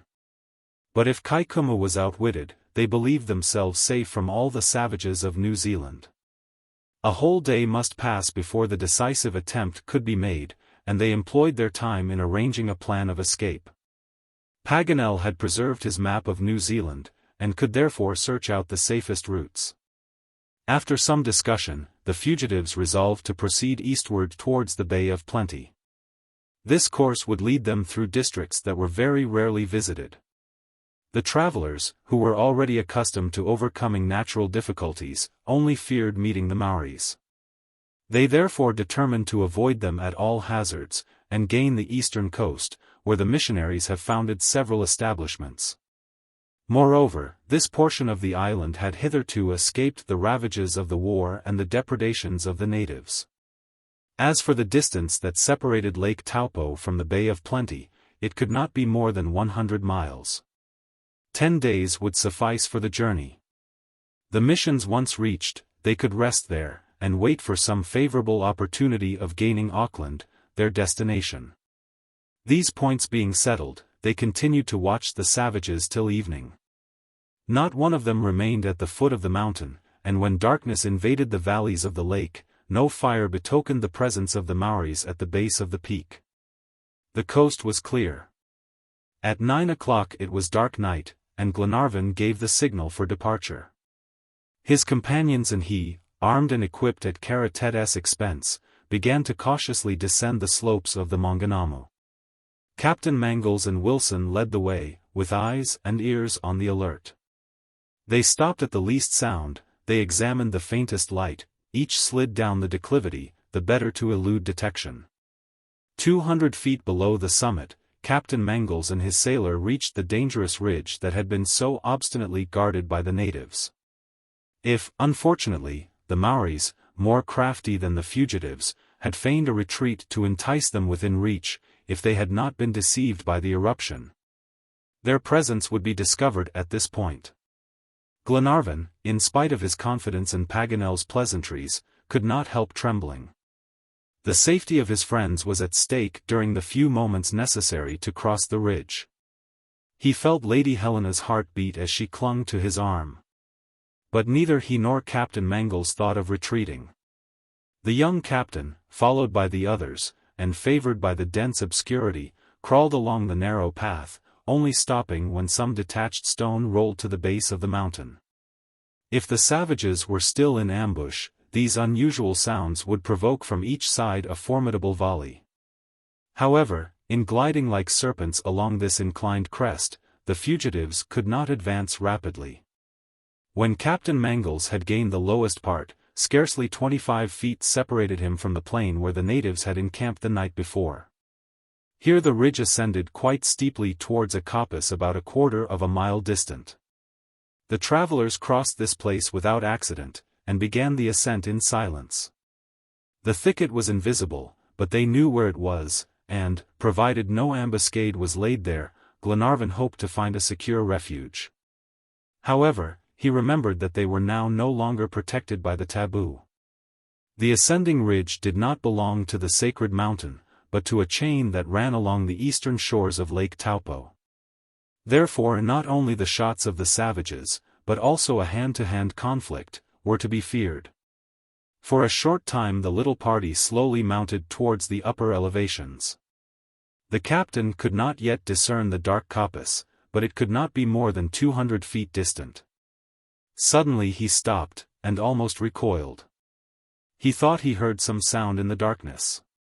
His hesitation arrested the advance of his companions. He stood motionless long enough to alarm those who followed him. With what agonizing suspense they waited could not be described. Would they be forced to return to the summit of the mountain? But, finding that the noise was not repeated, their leader continued his ascent along the narrow path. The coppice was soon dimly defined in the gloom.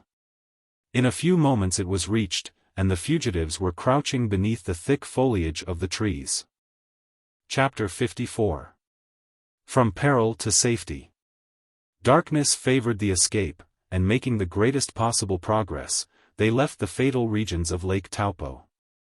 Paganel assumed the guidance of the little party, and his marvelous instinct as a traveler was displayed anew during this perilous journey. He managed with surprising dexterity in the thick gloom, chose unhesitatingly the almost invisible paths, and kept constantly an undeviating course. At 9 o'clock in the morning they had accomplished a considerable distance, and could not reasonably require more of the courageous ladies. Besides, the place seemed suitable for an encampment. The fugitives had reached the ravine that separates the Kaimanawa and LVIII ranges. The road on the right ran southward to Oberland. Paganel, with his map in his hand, made a turn to the northeast, and at 10 o'clock the little party had reached a sort of steep buttress, formed by a spur of the mountain. The provisions were taken from the sacks, and all did ample justice to them.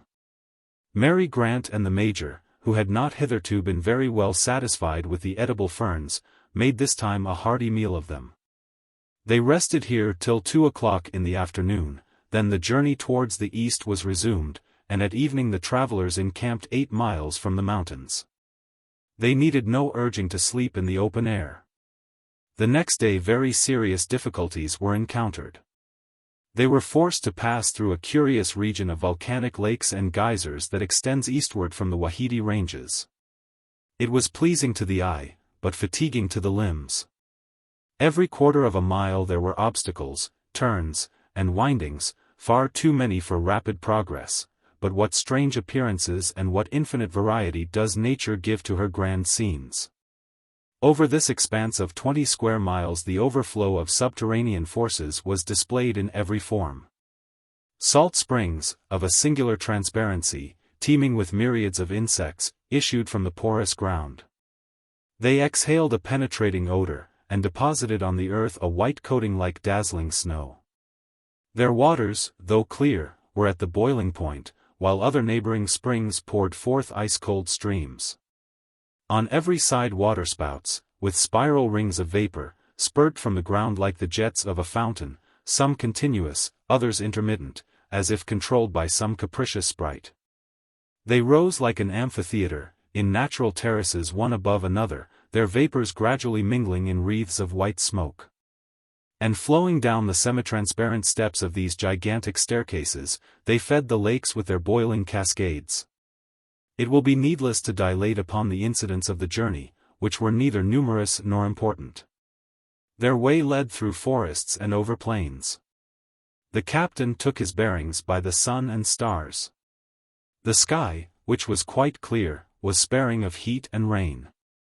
Still, an increasing weariness delayed the travelers, already so cruelly tried, and they had to make great efforts to reach their destination. However, they still conversed together, but no longer in common. The little party was divided into groups, not by any narrow prejudice or ill feeling, but to some extent from sadness. Often Glenarvan was alone, thinking, as he approached the coast, of the Duncan and her crew. He forgot the dangers that still threatened him, in his grief for his lost sailors and the terrible visions that continually haunted his mind. They no longer spoke of Harry Grant. And why should they, since they could do nothing for him? If the captain's name was ever pronounced, it was in the conversations of his daughter and her betrothed. The young captain had not reminded her of what she had said to him on the last night of their captivity on the mountain. His magnanimity would not take advantage of words uttered in a moment of supreme despair. When he did speak of Captain Grant, he began to lay plans for a further search. He declared to Mary that Lord Glenarvan would resume this undertaking, hitherto so unsuccessful. He maintained that the authenticity of the document could not be doubted. Her father must, therefore, be somewhere, and though it were necessary to search the whole world, they were sure to find him. The young girl was cheered by these words. And both, bound by the same thoughts, now sympathized in the same hope. Lady Helena often took part in the conversation, and was very careful not to discourage the young people with any sad forebodings. Glenarvan and his companions, after many vicissitudes, reached the foot of Mount Ikarangi, whose peak towered 5,000 feet aloft. They had now traveled almost 100 miles since leaving the Maunganamu, and the coast was still 30 miles distant. Captain Mangles had hoped to make the journey in 10 days, but he was ignorant then of the difficulties of the way. There were still 2 good days of travel before they could gain the ocean, and renewed activity and extreme vigilance became necessary, for they were entering a region frequented by the natives. However, each conquered the fatigue, and the little party continued their course.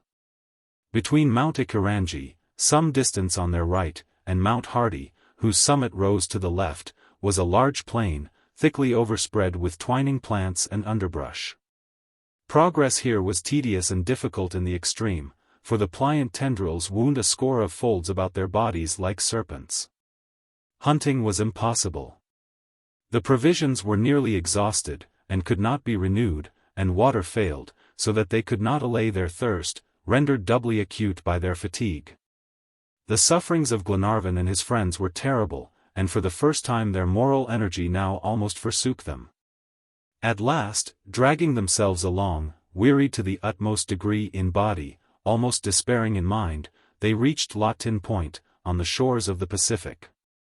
At this place several deserted huts were seen, the ruins of a village recently devastated by the war. Around them were abandoned fields, and everywhere the traces of plunder and conflagration.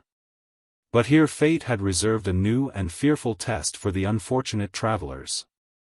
They were walking along the coast, when, at no great distance, a number of natives appeared, who rushed towards the little party, brandishing their weapons. Glenarvan, shut in by the sea, saw that escape was impossible, and, summoning all his strength, was about to make preparations for battle, when Captain Mangles cried, "A canoe! A canoe!" And truly, 20 paces distant, a canoe, with 6 oars, was lying on the beach. To rush to it, set it afloat, and fly from this dangerous place was the work of an instant. The whole party seemed to receive at once a fresh accession of bodily strength and mental vigor. In 10 minutes the boat was at a considerable distance. The sea was calm. The captain, however, not wishing to wander too far from the coast, was about to give the order to cruise along the shore, when he suddenly ceased rowing. He had observed 3 canoes starting from LIII Point, with the evident intention of overtaking and capturing the unfortunate fugitives. "To sea! To sea!" cried he. "Better perish in the waves than be captured." The canoe, under the strokes of its 4 oarsmen, at once put to sea, and for some time kept its distance. But the strength of the weakened fugitives soon grew less, and their pursuers gradually gained upon them. The boats were now scarcely a mile apart. There was therefore no possibility of avoiding the attack of the natives, who, armed with their long guns, were already preparing to fire. What was Glenarvan doing?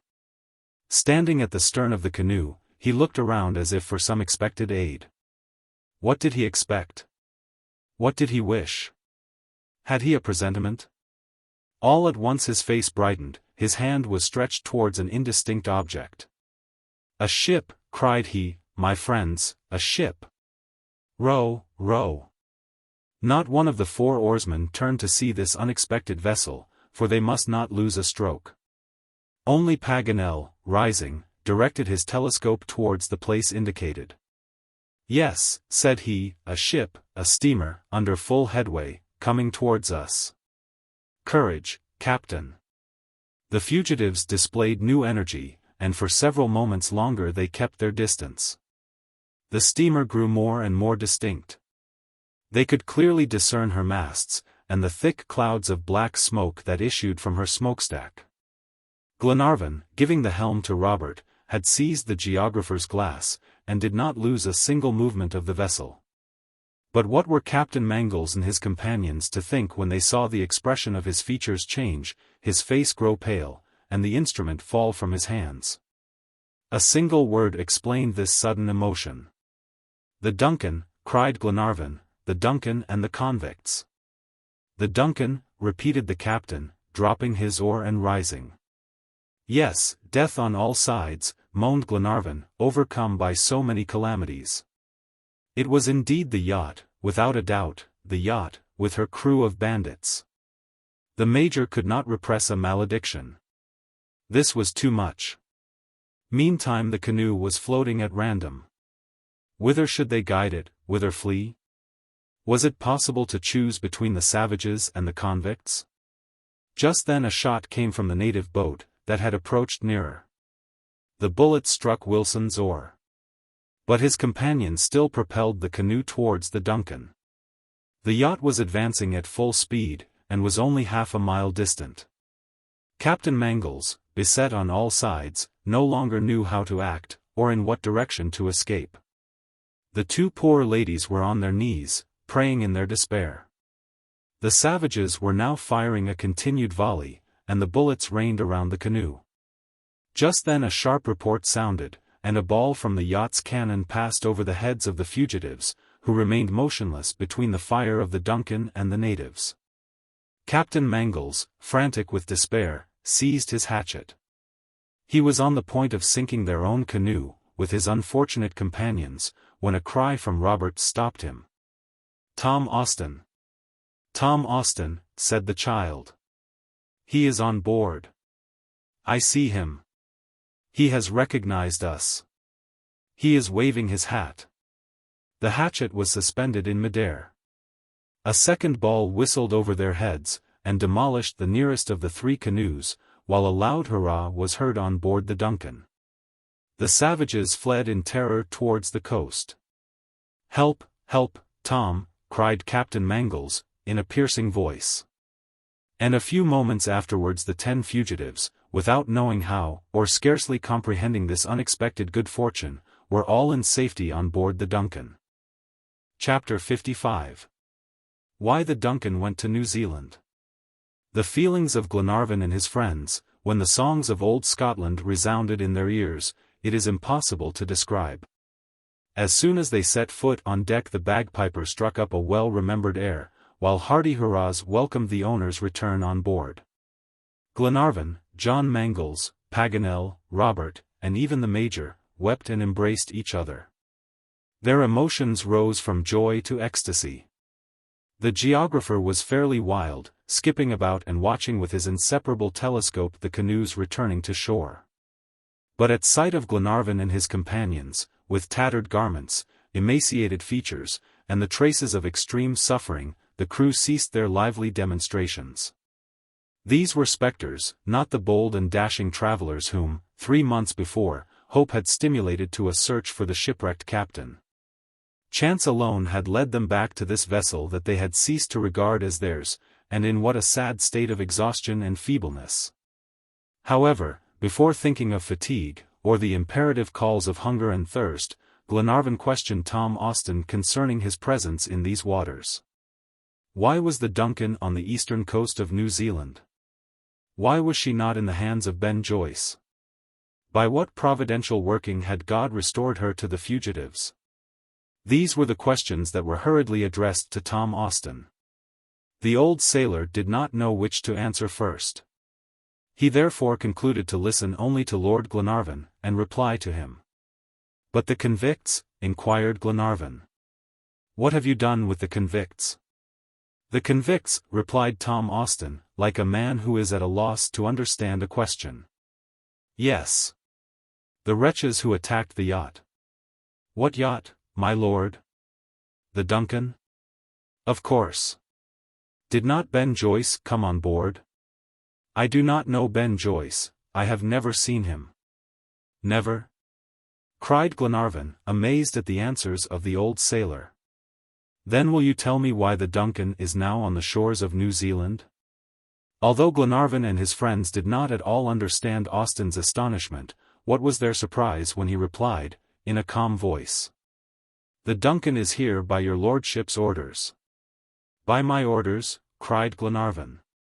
"Yes, my lord. I only conform to the instructions contained in your letter." "My letter?" exclaimed Glenarvan. The 10 travelers at once surrounded Tom Austin, and gazed at him in eager curiosity. The letter written at the Snowy River had reached the Duncan. "Well," continued Glenarvan, "let us have an explanation, for I almost think I am dreaming." "You received a letter, Tom?" "Yes, a letter from your lordship." At Melbourne? At Melbourne. Just as I had finished the repair of the ship. And this letter? It was not written by you, but it was signed by you, my lord. Exactly, it was sent by a convict, Ben Joyce. No. By the sailor called Ayrton, quartermaster of the Britannia. Yes, Ayrton or Ben Joyce, it is the same person. Well, what did the letter say? It ordered me to leave Melbourne without delay, and come to the eastern shores of Australia, cried Glenarvan, with an impetuosity that disconcerted the old sailor. Australia? Repeated Tom, opening his eyes. No, indeed, New Zealand. Australia, Tom. Australia, replied Glenarvan's companions, with one voice. Austin was now bewildered. Glenarvan spoke with such assurance, that he feared he had made a mistake in reading the letter. Could he, faithful and accurate sailor that he was, have committed such a blunder? He began to feel troubled. Be easy, Tom, said Lady Helena. Providence has decreed. No, madam, pardon me, returned the sailor, no, it is not possible. I am not mistaken. Ayrton also read the letter, and he, on the contrary, wished to go to Australia. Ayrton, cried Glenarvan. The very one. He maintained that it was a mistake, and that you had appointed Twofold Bay as the place of meeting. Have you the letter, Tom? Asked the Major, greatly puzzled. Yes, Mr. MacNab, replied Austin. I will soon bring it. He accordingly repaired to his own cabin. While he was gone, they gazed at each other in silence, except the Major, who, with his eye fixed upon Paganel, said, as he folded his arms. Indeed, I must confess, Paganel, that this is a little too much. At this moment Austin returned. He held in his hand the letter written by Paganel, and signed by Glenarvan. Read it, my lord, said the old sailor. Glenarvan took the letter, and read. Order for Tom Austin to put to sea, and bring the Duncan to the eastern coast of New Zealand. New Zealand? Cried Paganel, starting. He snatched the letter from Glenarvan's hands, rubbed his eyes, adjusted his spectacles to his nose, and read in his turn. New Zealand. Repeated he, in an indescribable tone, while the letter slipped from his fingers.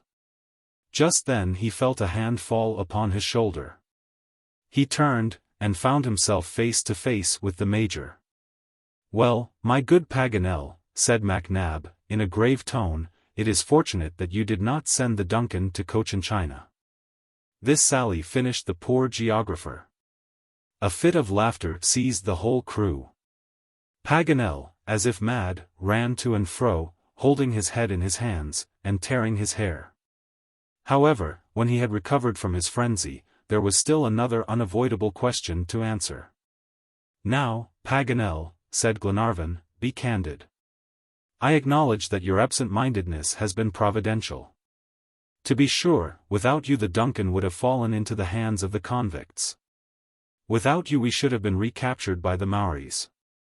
But do tell me, what strange association of ideas, what unnatural aberration, induced you to write New Zealand instead of Australia? Very well, said Paganel. It was. But at that moment his eyes fell upon Robert and Mary Grant, and he stopped short, finally replying. Never mind, my dear Glenarvan. I am a madman, a fool, an incorrigible being, and shall die a most famous blunderer. The affair was no longer discussed. The mystery of the Duncan's presence there was solved. And the travelers, so miraculously saved, thought only of revisiting their comfortable cabins and partaking of a good breakfast. However, leaving Lady Helena, Mary Grant, the Major, Paganel, and Robert to enter the saloon, Glenarvan and Captain Mangles retained Tom Austin with them. They wished to question him further. Now, Tom, said Glenarvan, let me know, did not this order to sail for the coast of New Zealand seem strange to you? Yes, my lord, replied Austin.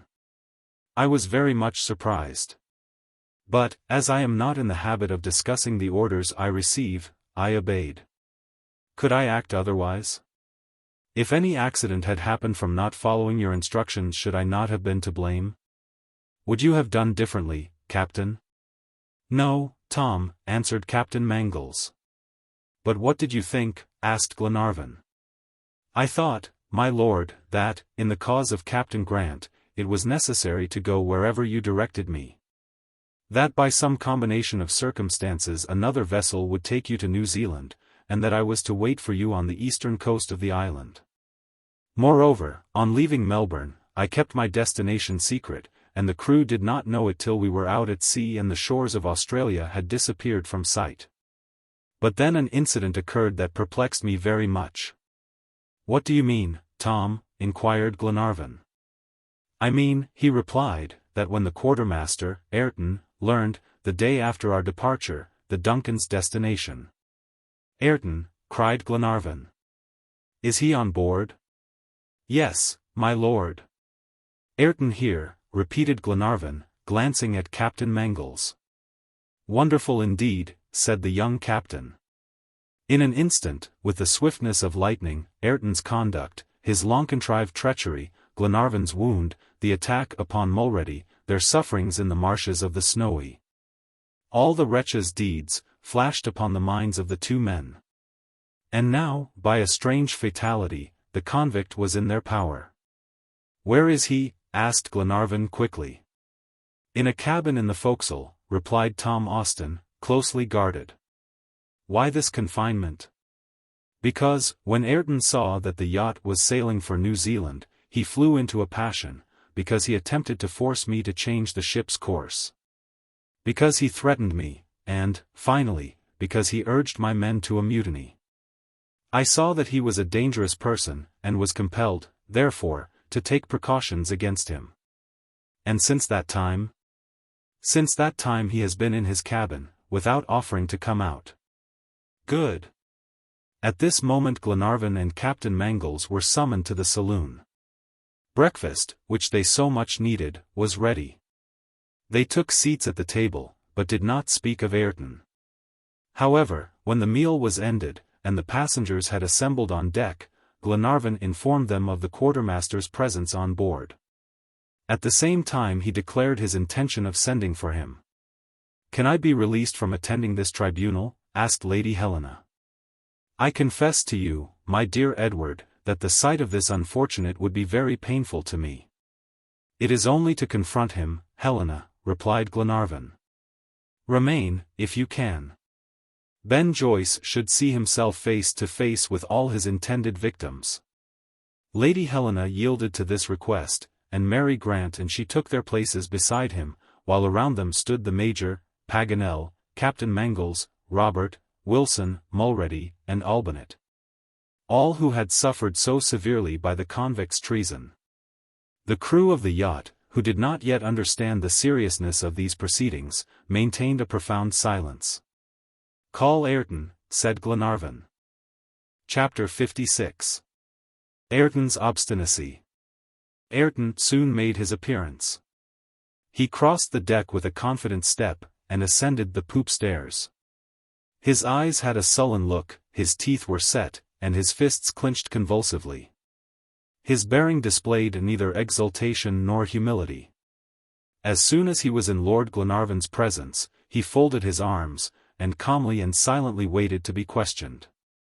Ayrton, said Glenarvan, here we all are, as you see, on board the Duncan. That you would have surrendered to Ben Joyce's accomplices. At these words the lips of the quartermaster slightly trembled. A quick blush colored his hard features, not the sign of remorse, but the shame of defeat. He was prisoner on this yacht that he had meant to command as master, and his fate was soon to be decided. However, he made no reply. Glenarvan waited patiently, but Ayrton still persisted in maintaining an obstinate silence. Speak, Ayrton, what have you to say? Continued Glenarvan.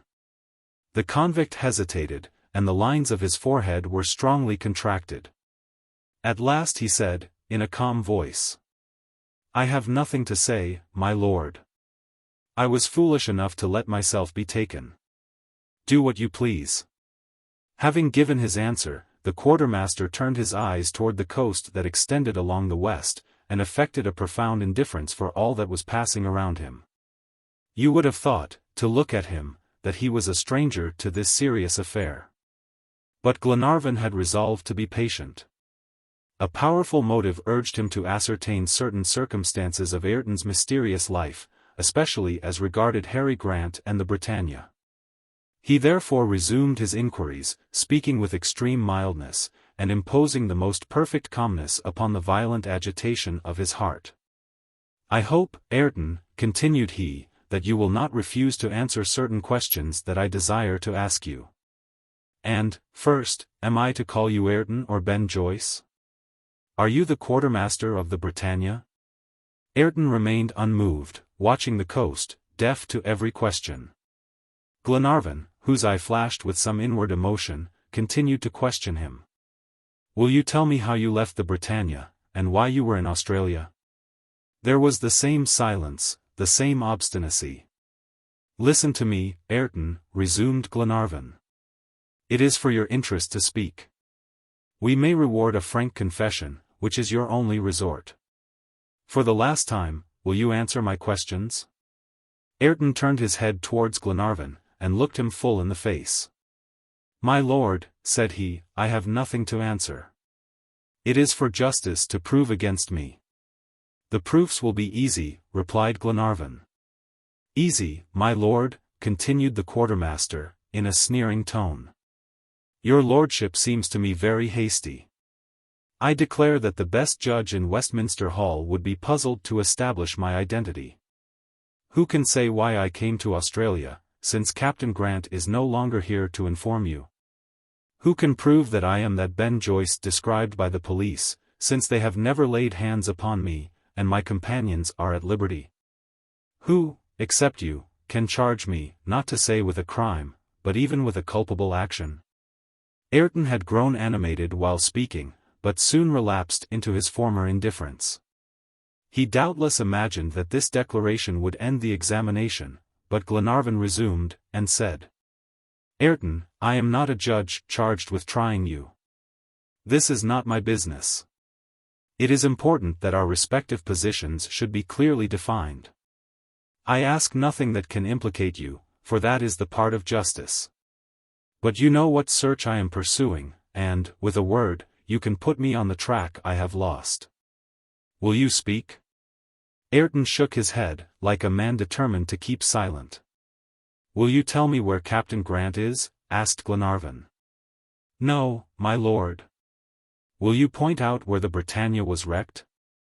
"Certainly not." "Ayrton," said Glenarvan, in almost a suppliant tone, "will you, at least, if you know where Captain Grant is, tell his poor children, who are only waiting for a word from your lips?" The quartermaster hesitated, his features quivered, but, in a low voice, he muttered, "I cannot, my lord."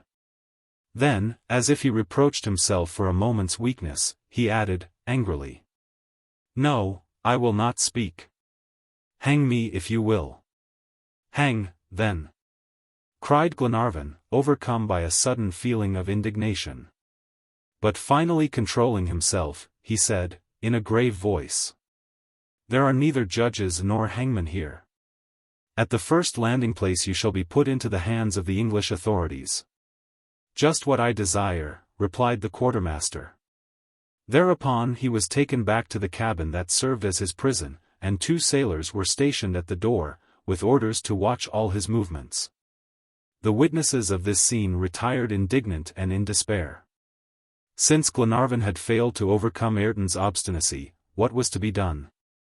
Evidently to follow the plan formed at Eden, of returning to England, and resuming hereafter this unsuccessful enterprise, for all traces of the Britannia now seemed irrevocably lost.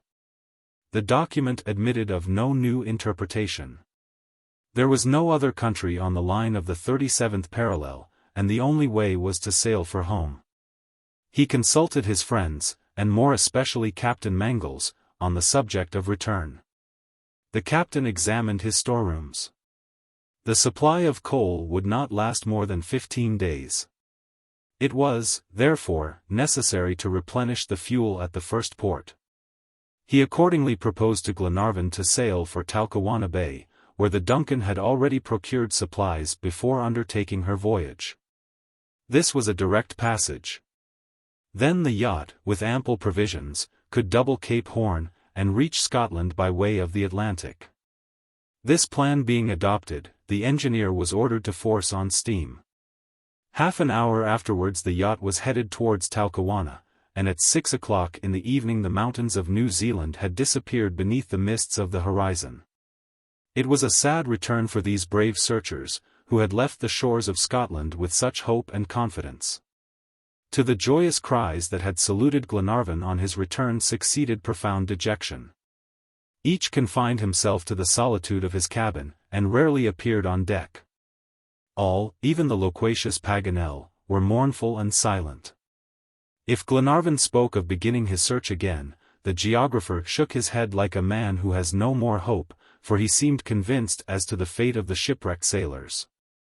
Yet there was one man on board who could have informed them about this catastrophe, but whose silence was still prolonged.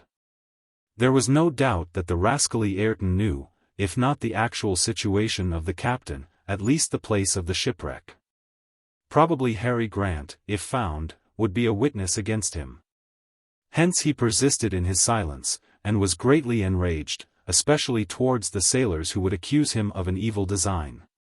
Several times Glenarvan renewed his attempts with the quartermaster. Promises and threats were useless.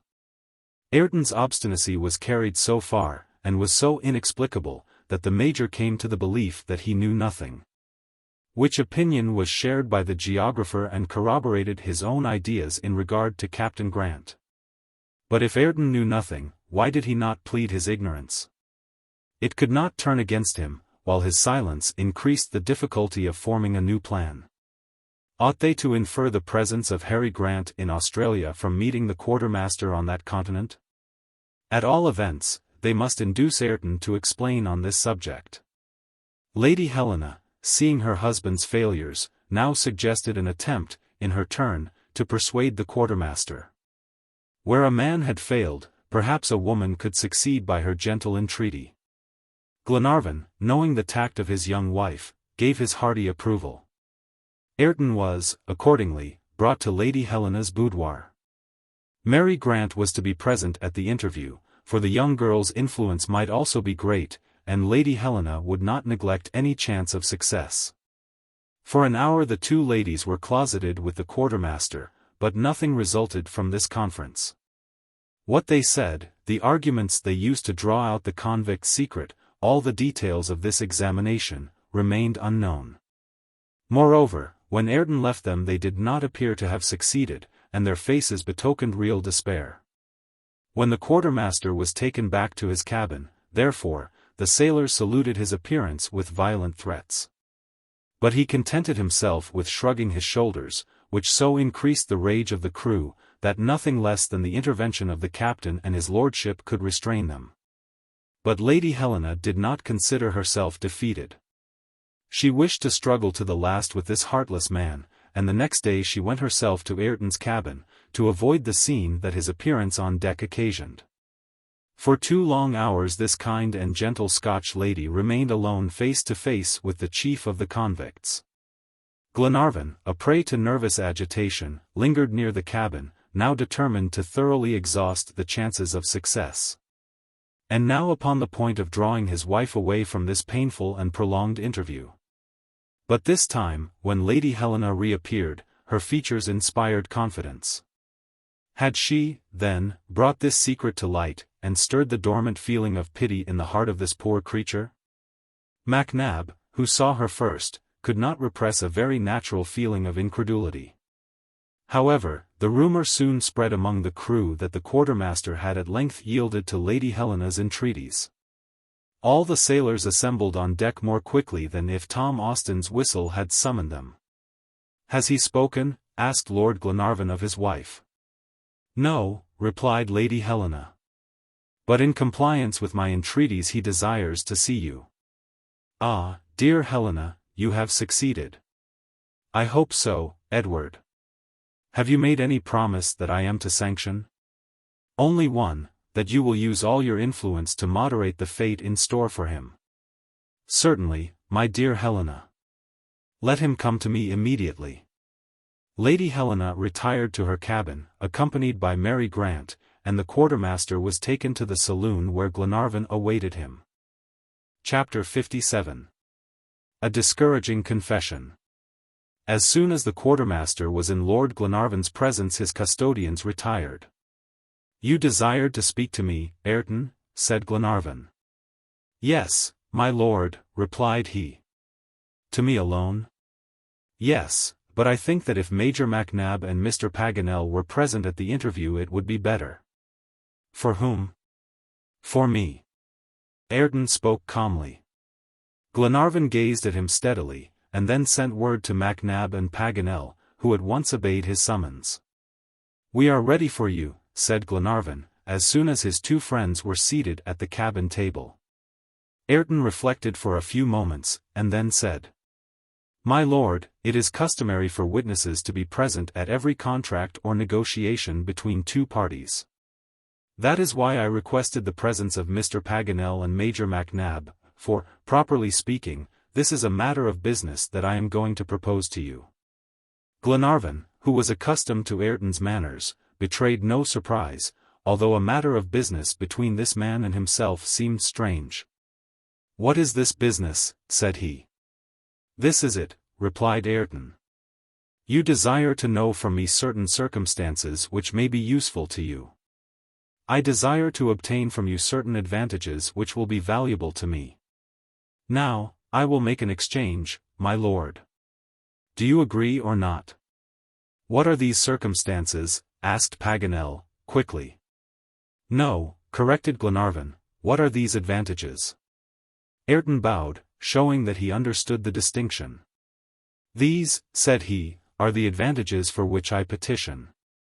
You still intend, my lord, to deliver me into the hands of the English authorities?" "Yes, Ayrton, it is only justice." "I do not deny it," replied the quartermaster. "You would not consent, then, to set me at liberty?" Glenarvan hesitated before answering a question so plainly asked. Perhaps the fate of Harry Grant depended upon what he was about to say. However, the feeling of duty towards humanity prevailed, and he said, "No, Ayrton, I cannot set you at liberty." "I do not ask it," replied the quartermaster, proudly. "What do you wish, then?" "An intermediate fate, my lord, between that which you think awaits me and the liberty that you cannot grant me." "And that is?" "To abandon me on one of the desert islands of the Pacific, with the principal necessaries of life. I will manage as I can, and repent, if I have time." Glenarvan, who was little prepared for this proposal, glanced at his two friends, who remained silent. After a few moments of reflection, he replied, "Ayrton, if I grant your request, will you tell me all that it is for my interest to know?" "Yes, my lord. That is to say, all that I know concerning Captain Grant and the Britannia." "The whole truth?" "The whole." "But who will warrant?" "Oh, I see what troubles you, my lord. You do not like to trust to me, to the word of a malefactor." "That is right. But what can you do? The situation is thus. You have only to accept or refuse." "I will trust you, Ayrton," said Glenarvan, simply. "And you will be right, my lord.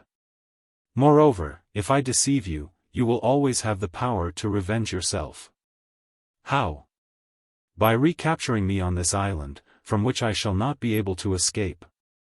Ayrton had a reply for everything. He met all difficulties, and produced unanswerable arguments against himself. As was seen, he strove to treat in his business with good faith.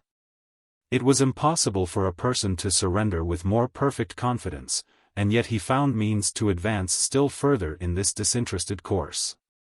"My lord and gentlemen," added he, "I desire that you should be convinced that I am honorable. I do not seek to deceive you, but am going to give you a new proof of my sincerity in this affair. I act frankly, because I rely upon your loyalty. "Go on, Ayrton," replied Glenarvan. "My lord, I have not yet your promise to agree to my proposition, and still I do not hesitate to tell you that I know little concerning Harry Grant." "Little," cried Glenarvan. "Yes, my lord. The circumstances that I am able to communicate to you are relative to myself. They are personal experiences, and will scarcely tend to put you on the track you have lost." A keen disappointment was manifest on the features of Glenarvan and the Major. They had believed the quartermaster to possess an important secret, and yet he now confessed that his disclosures would be almost useless. However that may be, this avowal of Ayrton, who surrendered himself without security, singularly affected his hearers, especially when he added, in conclusion, "Thus you are forewarned, my lord, that the business will be less advantageous for you than for me." "No matter," replied Glenarvan, "I accept your proposal, Ayrton. You have my word that you shall be landed at one of the islands of the Pacific." "Very well, my lord," said he. Was this strange man pleased with this decision? You might have doubted it, for his impassive countenance betrayed no emotion. He seemed as if acting for another more than for himself. "I am ready to answer," continued he. "We have no questions to ask you," rejoined Glenarvan. "Tell us what you know, Ayrton, and, in the first place, who you are." "Gentlemen," replied he, "I am really Tom Ayrton, quartermaster of the Britannia. I left Glasgow in Captain Grant's ship on the 12th of March 1861. For 14 months we traversed together the Pacific, seeking some favorable place to found a Scottish colony. Harry Grant was a man capable of performing great deeds, but frequently serious disputes arose between us. His character did not harmonize with mine. I could not yield. But with Harry Grant, when his resolution is taken, all resistance is impossible. He is like iron towards himself and others. However, I dared to mutiny, and attempted to involve the crew and gain possession of the vessel. Whether I did right or wrong is of little importance. However it may be, Captain Grant did not hesitate to land me, April 8, 1862, on the west coast of Australia.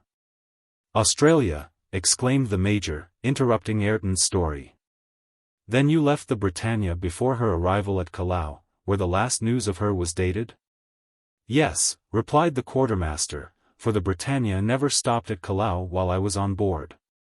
If I spoke of Callao at O'More's farm, it was your story that gave me this information." "Go on, Ayrton," said Glenarvan. "I found myself, therefore, abandoned on an almost desert coast, but only 20 miles from the penitentiary of Perth, the capital of Western Australia. Wandering along the shore, I met a band of convicts who had just escaped. I joined them. You will spare me, my lord, the account of my life for 2 years and a half.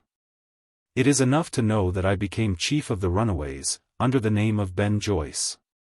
In the month of September, 1864, I made my appearance at the Irishman's farm, and was received as a servant under my true name of Ayrton.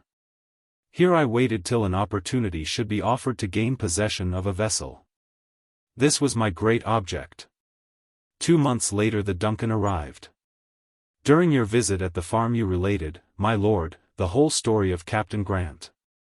I then learned what I had not known, the Britannia's stoppage at Callao, the last news of her, dated June, 1862, 2 months after my abandonment, the finding of the document. The shipwreck of the vessel, and finally the important reasons you had for seeking Captain Grant in Australia. I did not hesitate, but resolved to appropriate the Duncan, a marvelous ship, that would have distanced the best of the British Navy.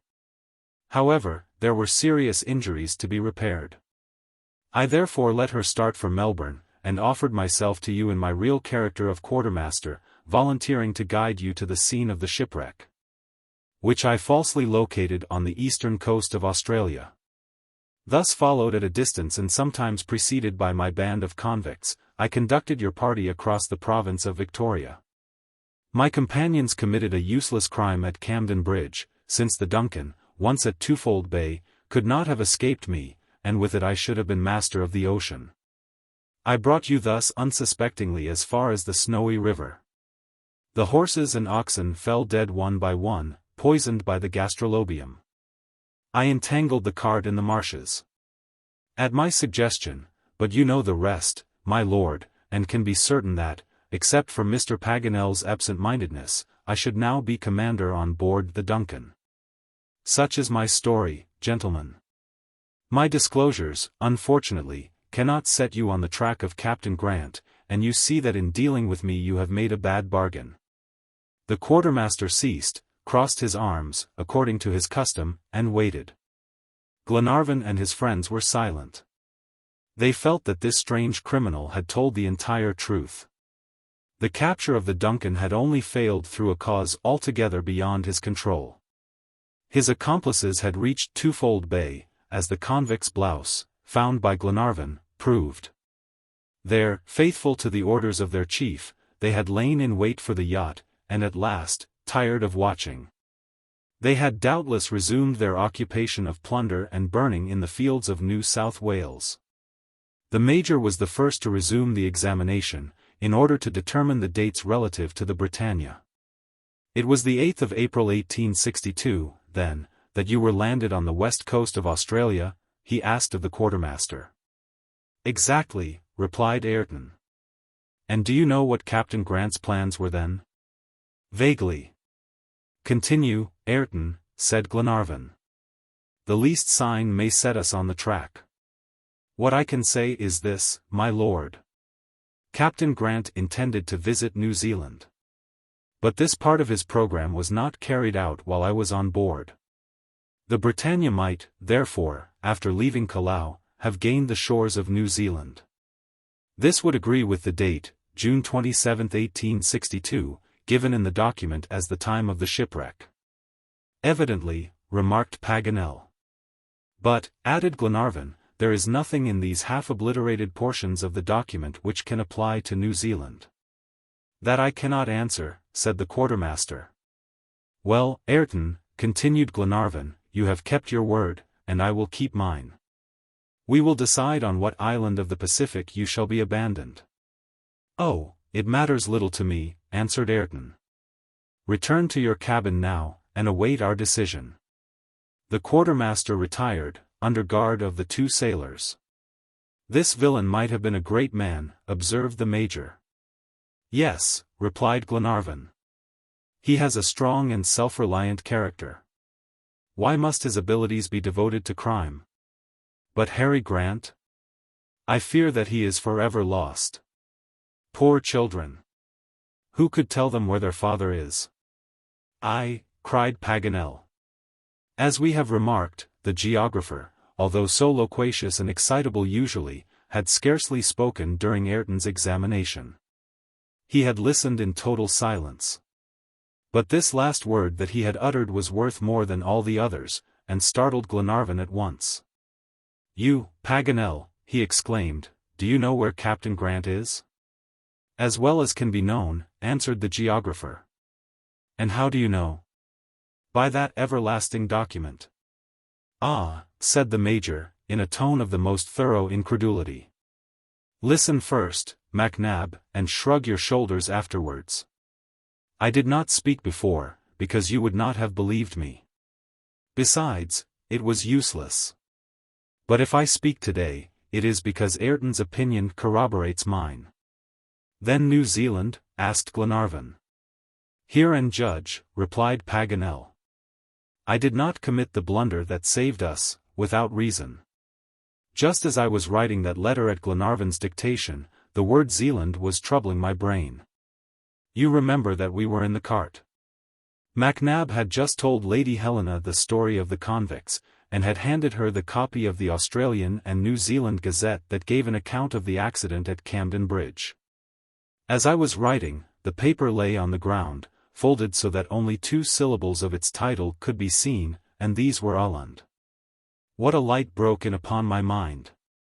Åland was one of the very words in the English document, a word that we had hitherto translated ashore, but which was the termination of the proper name Zealand. Ha! Cried Glenarvan. Yes, continued Paganel, with profound conviction, this interpretation had escaped me, and do you know why? Because my examinations were naturally confined more particularly to the French document, where this important word was wanting. Ho! Ho! Laughed the Major, that is too much imagination, Paganel. You forget your previous conclusions rather easily. Well, Major, I am ready to answer you. Then what becomes of your word austral? It is what it was at first. It simply means the southern, Australes, countries. Very well. But that word Indi, that was first the root of Indians, and then of natives, indigenes? The third and last time, it shall be the first two syllables of the word indigence, destitution. And Contin, cried MacNab, does it still signify continent? No, since New Zealand is only an island. Then, inquired Glenarvan. My dear lord, replied Paganel, I will translate the document for you, according to my third interpretation, and you shall judge. I only make two suggestions.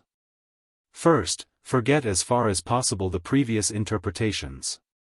And next, although certain passages will seem to you forced, and I may translate them wrongly, still, remember that they have no special importance.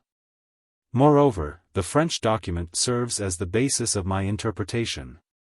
And you must consider that it was written by an Englishman who could not have been perfectly familiar with the idioms of our language. So saying, Paganel, slowly pronouncing each syllable, read the following. On the 27th of June 1862, the brig Britannia, of Glasgow, foundered, after a long struggle, agony. In the south, Australes, seas, on the coasts of New Zealand. 2 sailors and Captain Grant succeeded in landing, aboard her. Here, continuellement, a proie, to a cruel, destitution, indigence, they cast this document into the sea, at longitude, and latitude 37 degrees 1 minute. Come to their assistance, or they are lost. Paganel stopped. His interpretation was admissible. But, although it appeared as probable as the other, still it might be as false. Glenarvan and the Major therefore no longer attempted to dispute it. However, since the traces of the Britannia had not been encountered on the coasts of Patagonia or Australia, the chances were in favor of New Zealand. Now, Paganel, said Glenarvan, will you tell me why, for about 2 months, you kept this interpretation secret? Because I did not wish to give you vain hopes. Besides, we were going to Auckland, which is on the very latitude of the document. But afterwards, when we were taken out of our course, why did you not speak? Because, however just this interpretation may be, it cannot contribute to the captain's rescue. Why, Paganel?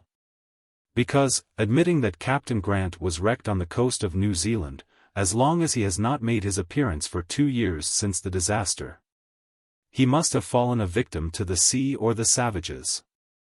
Then your opinion is, asked Glenarvan, that we might perhaps find some traces of the shipwreck, but that the seamen of the Britannia have perished. Keep all this silent, my friends, replied Glenarvan, and leave me to choose the time for telling this sad news to the children of Captain Grant. Chapter 58. A Cry in the Night. The crew soon learned that Ayrton's disclosures had not thrown light upon the situation of Captain Grant. The despair on board was profound, for they had relied on the quartermaster, who, however, knew nothing that could put the Duncan on the track of the Britannia. The yacht therefore continued on the same course, and the only question now was to choose the island on which to leave Ayrton. Paganel and Captain Mangles consulted the maps on board. Exactly on the 37th parallel was an island, generally known by the name of Maria Theresa, a lone rock in the midst of the Pacific, 3,500 miles from the American coast, and 1,500 miles from New Zealand. No ship ever came within hail of this solitary isle, no tidings from the world ever reached it. Only the stormbirds rested here during their long flights, and many maps do not even indicate its position. If anywhere absolute isolation was to be found on earth, it was here, afar from the ocean's traveled highways. Its situation was made known to Ayrton, who consented to live there. And the vessel was accordingly headed towards the island. 2 days later the lookout hailed land on the horizon. It was Maria Theresa, low, long, and scarcely emerging from the waves, appearing like some enormous sea monster. 30 miles still lay between it and the yacht, whose prow cut the waves with such speed that soon the island grew distinct. The sun, now sinking towards the west, defined its outlines in glowing light. Several slight elevations were tinged with the last rays of the day. At 5 o'clock Captain Mangles thought he distinguished a faint smoke rising towards the sky. "Is that a volcano?" he inquired of Paganel, who, with his telescope, was examining the land. "I do not know what to think," replied the geographer. "Maria Theresa is a point little known. However, I should not be surprised if its origin was due to some volcanic upheaval." "But then," said Glenarvan, "if an eruption created it, may we not fear that the same agency will destroy it?" "That is scarcely probable," answered Paganel. "Its existence has been known for several centuries, and this seems a guarantee for its continuance." "Well," continued Glenarvan, "do you think, Captain, that we can land before night?" "No, certainly not. I ought not to endanger the Duncan in the darkness, on a coast that is not familiar to me. I will keep a short distance from land, and tomorrow at daybreak we will send a boat ashore." At 8 o'clock Maria Theresa, although only 5 miles to windward, appeared like a lengthened shadow, scarcely visible. An hour later, quite a bright light, like a fire, blazed in the darkness. It was motionless and stationary. "That would seem to indicate a volcano," said Paganel, watching it attentively. "However," replied Captain Mangles, "at this distance we ought to hear the commotion that always accompanies an eruption, and yet the wind brings no sound to our ears." "Indeed," observed Paganel, "this volcano glows, but does not speak. You might say that it throws out intermittent flashes like a lighthouse." "You are right," continued Captain Mangles. "And yet we are not on the illuminated side." "Ha!" cried he, "another fire. On the shore this time. See! It moves, it changes its place." He was not mistaken. A new light had appeared, that sometimes seemed to go out, and then all at once flash forth again. "Is the island inhabited?" asked Glenarvan. "Evidently, by savages," replied Paganel. "Then we cannot abandon the quartermaster here." "No," said the Major, "that would be giving even savages too dangerous a present." "We will seek some other deserted island," resumed Glenarvan, who could not help smiling at MacNab's delicacy. "I promised Ayrton his life, and I will keep my promise." "At all events, let us beware," added Paganel. "The New Zealanders have the barbarous custom of misleading ships by moving fires. The natives of Maria Theresa may understand this deception." "Bear away a point," cried the captain to the sailor at the helm. "Tomorrow, at sunrise, we shall know what is to be done." At 11 o'clock the passengers and the captain retired to their cabins. At the bow the first watch was pacing the deck, while at the stern the helmsman was alone at his post. In the stillness Mary and Robert Grant came on deck. The 2 children, leaning upon the railing, gazed sadly at the phosphorescent sea and the luminous wake of the yacht. Mary thought of Robert's future, Robert thought of his sisters. Both thought of their father. Was that beloved parent still living? Yet must they give him up? But no, what would life be without him? What would become of them without his protection? What would have become of them already, except for the magnanimity of Lord and Lady Glenarvan? The boy, taught by misfortune, divined the thoughts that were agitating his sister. He took her hand in his. "Mary," said he, "we must never despair. Remember the lessons our father taught us. Courage compensates for everything in this world," he said. "Let us have that indomitable courage that overcomes all obstacles. Hitherto you have labored for me, my sister, but now I shall labor for you." "Dear Robert," replied the young girl. "I must tell you one thing," continued he. "You will not be sorry, Mary. Why should I be sorry, my child? And you will let me do as I wish?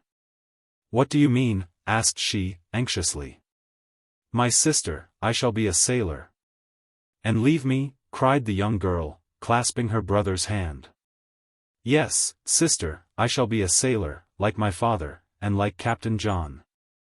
Mary, my dear Mary, he has not lost all hope. You will have, like me, confidence in his devotion. He has promised that he will make me a thorough and efficient sailor, and we shall seek our father together. Say that you are willing, sister. What our father would have done for us it is our duty, or mine at least, to do for him. My life has but one object, to which it is wholly devoted, to search always for him who would never have abandoned either of us. Dear Mary, how good our father was! And so noble, so generous. Added Mary.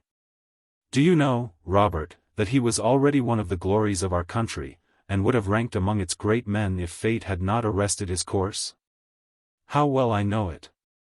Answered Robert. Mary pressed her brother to her heart, and the child felt tears dropping upon his forehead.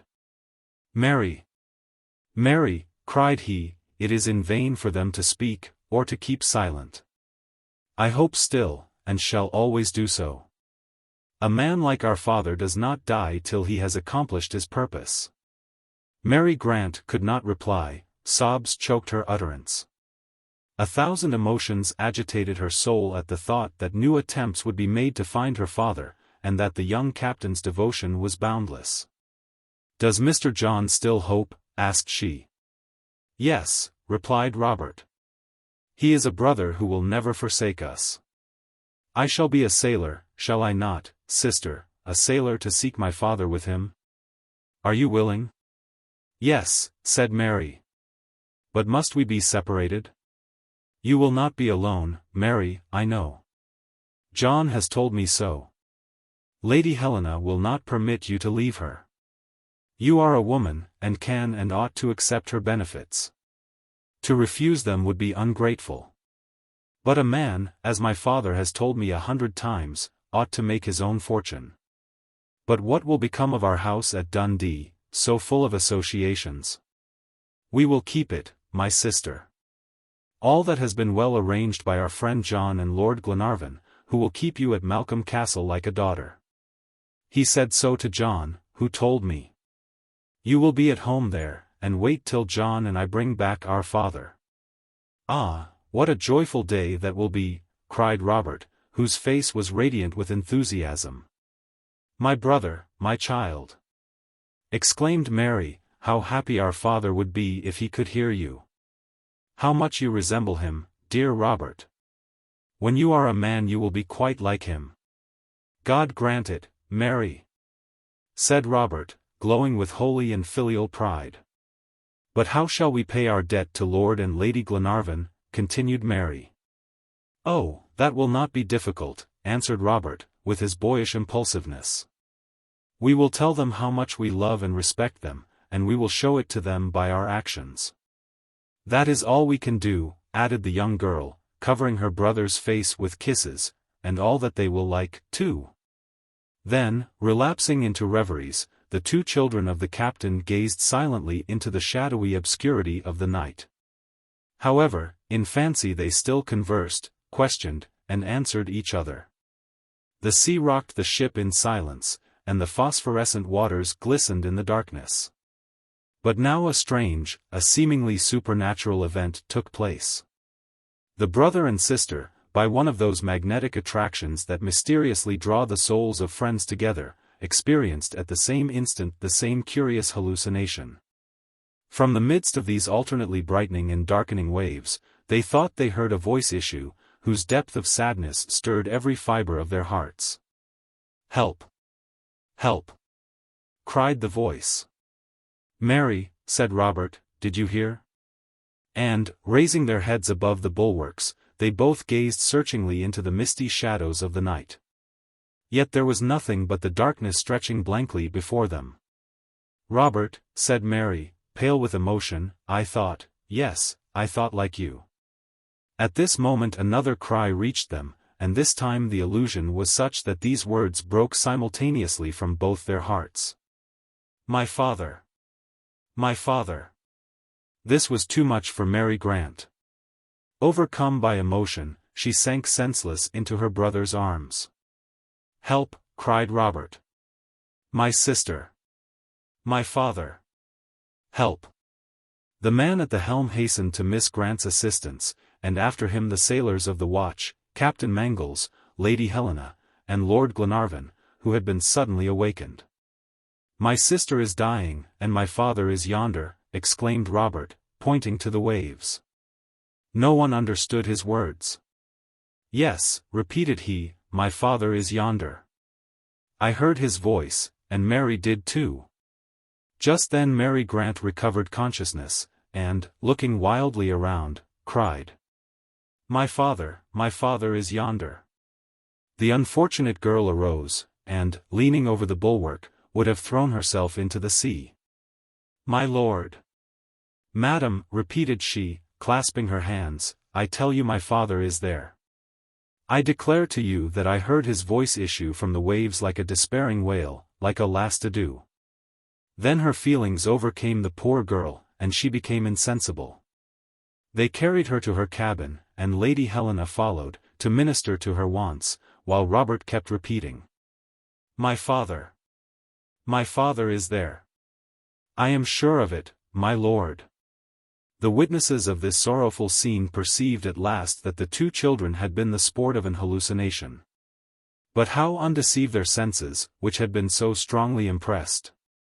Glenarvan, however, attempted it, and taking Robert by the hand, said, you heard your father's voice, my dear boy? Yes, my lord. Yonder, in the midst of the waves, he cried, help! Help! And you recognized the voice? Did I recognize it? Oh, yes, I assure you. My sister heard and recognized it, too. How could both of us be deceived? My lord, let us go to his rescue. A boat! A boat! Glenarvan saw plainly that he could not undeceive the poor child. Still, he made a last attempt, and called the helmsman. Hawkins, asked he, you were at the wheel when Miss Grant was so singularly affected? Yes, my lord, replied Hawkins. And you did not see or hear anything? Nothing. You see how it is, Robert. If it had been his father, answered the lad, with irrepressible energy, he would not say so. It was my father, my lord. My father, my father. Robert's voice was choked by a sob. Pale and speechless, he, too, like his sister, lost consciousness. Glenarvan had him carried to his bed, and the child, overcome by emotion, sank into a profound slumber. Poor orphans, said Captain Mangles, God tries them in a terrible way. Yes, replied Glenarvan, excessive grief has produced upon both at the same moment a similar effect. Upon both, murmured Paganel. That is strange. Then, leaning forward, after making a sign to keep still, he listened attentively. The silence was profound everywhere. Paganel called in a loud voice, but there was no answer. It is strange, repeated the geographer, returning to his cabin. An intimate sympathy of thought and grief does not suffice to explain this mystery. Early the next morning the passengers, and among them were Robert and Mary, for it was impossible to restrain them, were assembled on deck. All wished to examine this land, which had been scarcely distinguishable the night before. The principal points of the island were eagerly scanned. The yacht coasted along about a mile from the shore, and the unassisted eye could easily discern the larger objects. Suddenly Robert uttered a cry. He maintained that he saw two men running and gesticulating, while a third was waving a flag. Yes, the flag of England, cried Captain Mangles, when he had used his glass. It is true, said Paganel, turning quickly towards Robert. My lord, exclaimed the boy, trembling with excitement, my lord, if you do not wish me to swim to the island, you will lower a boat. Ah, my lord, if you please, I do wish to be the first to land. No one knew what to say. Were there 3 men, shipwrecked sailors, Englishmen, on that island? All recalled the events of the night before, and thought of the voice heard by Robert and Mary. Perhaps, after all, they were not mistaken. A voice might have reached them. But could this voice be that of their father? No, alas, no. And each, thinking of the terrible disappointment that was probably in store, trembled lest this new trial would exceed their strength. But how restrain them? Lord Glenarvan had not the courage. "Lower the boat," cried he. In a moment this was done. The 2 children, Glenarvan, Captain Mangles, and Paganel stepped into it, and 6 earnest and skilled oarsmen sped away towards the shore. At 10 yards therefrom, Mary uttered again the heartrending cry. "My father!" A man was standing on the beach between 2 others. His form was tall and stout, while his weather-beaten yet pleasant countenance betrayed a strong resemblance to the features of Mary and Robert Grant. It was, indeed, the man whom the children had so often described. Their hearts had not deceived them. It was their father, it was Captain Grant.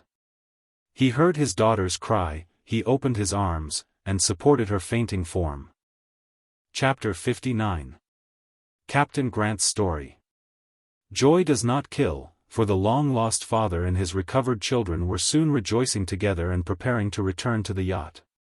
But how can we depict that scene, so little looked for by any? Words are powerless. As soon as he gained the deck, Harry Grant sank upon his knees. The pious Scotchman, on touching what was to him the soil of his country, wished, first of all, to thank God for his deliverance. Then, turning towards Lady Helena, Lord Glenarvan, and their companions, he thanked them in a voice broken by emotion. While on their way to the yacht, his children had briefly told him the story of the Duncan. How great a debt of gratitude did he feel that he owed this noble woman and her companions. From Lord Glenarvan down to the lowest sailor, had not all struggled and suffered for him? Harry Grant expressed the feelings of thankfulness that overflowed his heart with so much simplicity and nobleness, and his manly countenance was illumined by so pure and sincere a sentiment, that all felt themselves repaid for the trials they had undergone. Even the imperturbable Major's eye was wet with a tear that he could not repress. As for Paganel, he wept like a child who does not think of hiding his emotion. Captain Grant could not cease gazing at his daughter. He found her beautiful and charming, and told her so again and again, appealing to Lady Helena as if to be assured that his fatherly love was not mistaken. Then, turning to his son, he cried rapturously, "How he has grown! He is a man." He lavished upon these 2 beings, so dearly loved, the 1,000 expressions of love that had been unuttered during long years of absence. Robert introduced him successively to all his friends. All had alike proved their kindness and good wishes towards the 2 orphans. When Captain Mangles came to be introduced, he blushed like a young girl, and his voice trembled as he saluted Mary's father. Lady Helena then told the story of the voyage, and made the captain proud of his son and daughter. He learned the exploits of the young hero, and how the boy had already repaid part of his obligation to Lord Glenarvan at the peril of his life. Captain Mangles' language to Mary and concerning her was so truly loving, that Harry Grant, who had been already informed on this point by Lady Helena, placed the hand of his daughter in that of the noble young captain, and, turning towards Lord and Lady Glenarvan, said, "My lord and lady, join with me to bless our children." It was not long before Glenarvan related Ayrton's story to the captain, who confirmed the quartermaster's declaration in regard to his having been abandoned on the Australian coast. "He is a shrewd and courageous man," added he, "but his passions have ruined him. May meditation and repentance lead him to better feelings." But before Ayrton was transferred to Tabor Island, Harry Grant wished to show his new friends the bounds of his habitation. He invited them to visit his house, and sit for once at his table.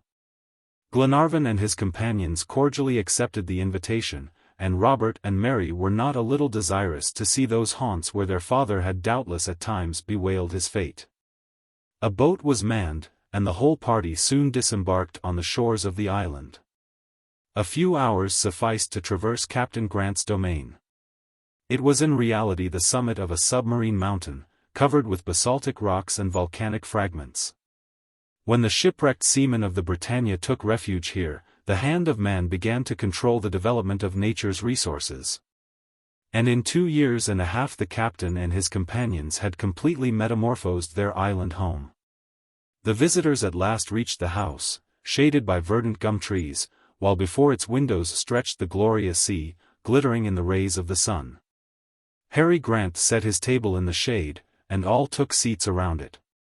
Some cold roast meat, some of the produce of the breadfruit tree, several bowls of milk, 2 or 3 bunches of wild chicory, and pure, fresh water, formed the elements of the simple but healthful repast. Paganel was in ecstasies. It recalled his old idea of Robinson Crusoe. "That rascal Ayrton will have no cause to complain," cried he in his enthusiasm. "The island is a paradise."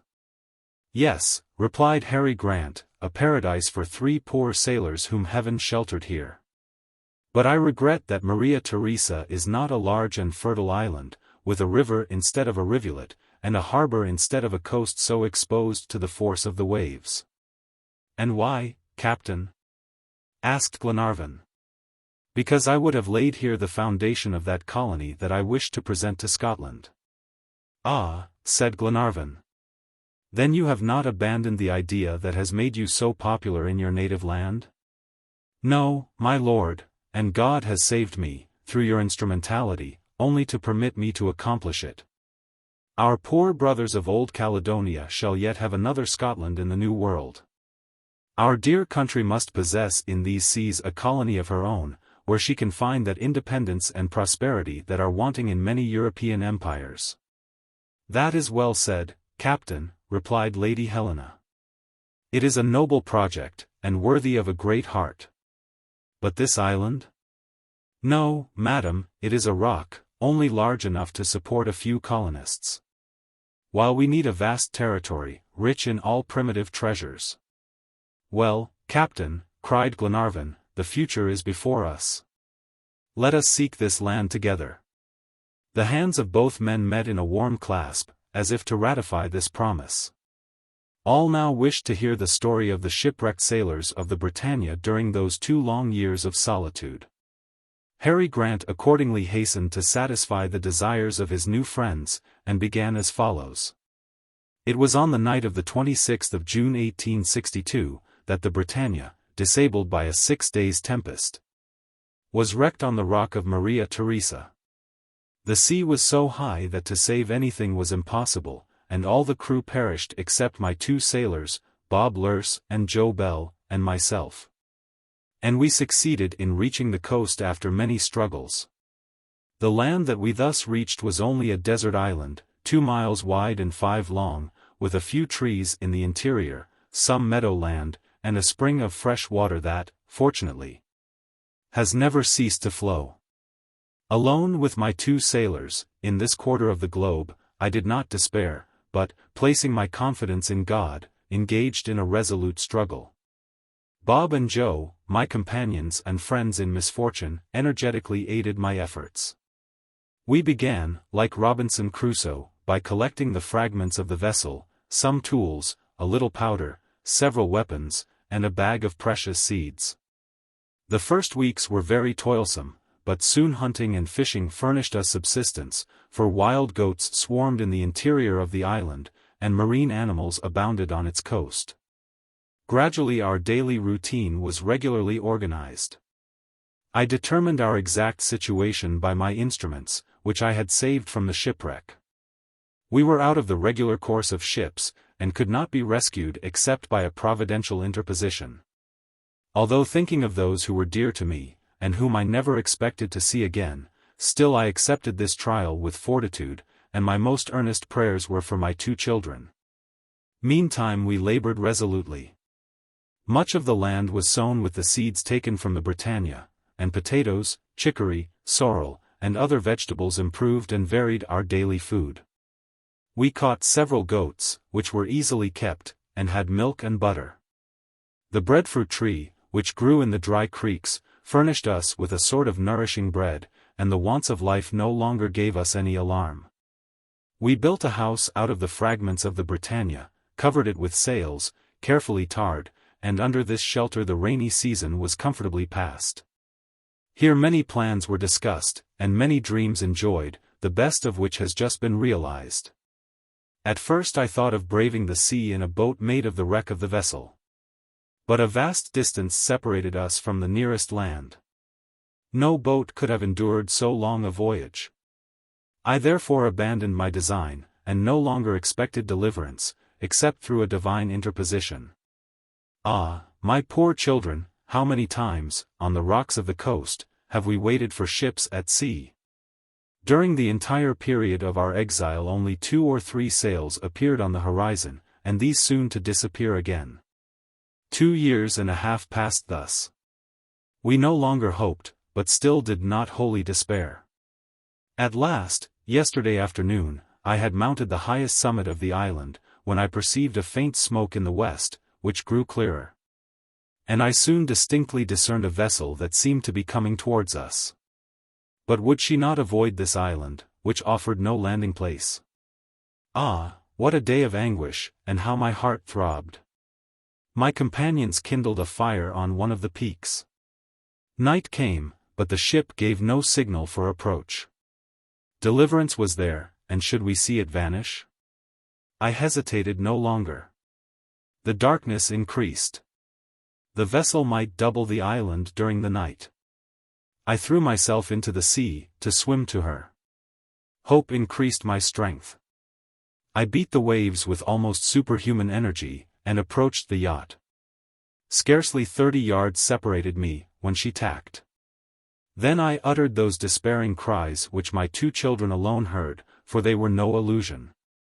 I returned to the shore, exhausted and overcome by fatigue and emotion. It was a terrible night, this last one on the island. We believed ourselves forever abandoned, when, at daybreak, I perceived the yacht slowly coasting along the shores. Your boat was then lowered, we were saved, and, thanks to the divine goodness of heaven, my dear children were there to stretch out their arms to me. Harry Grant's story was finished amid a fresh shower of kisses and caresses from Robert and Mary. The captain learned now, for the first time, that he owed his deliverance to that hieroglyphic document that, 8 days after his shipwreck, he had enclosed in a bottle and confided to the mercy of the waves. But what did Jacques Paganel think during this recital? The worthy geographer revolved the words of the document 1,000 ways in his brain. He reviewed his 3 interpretations, which were all false.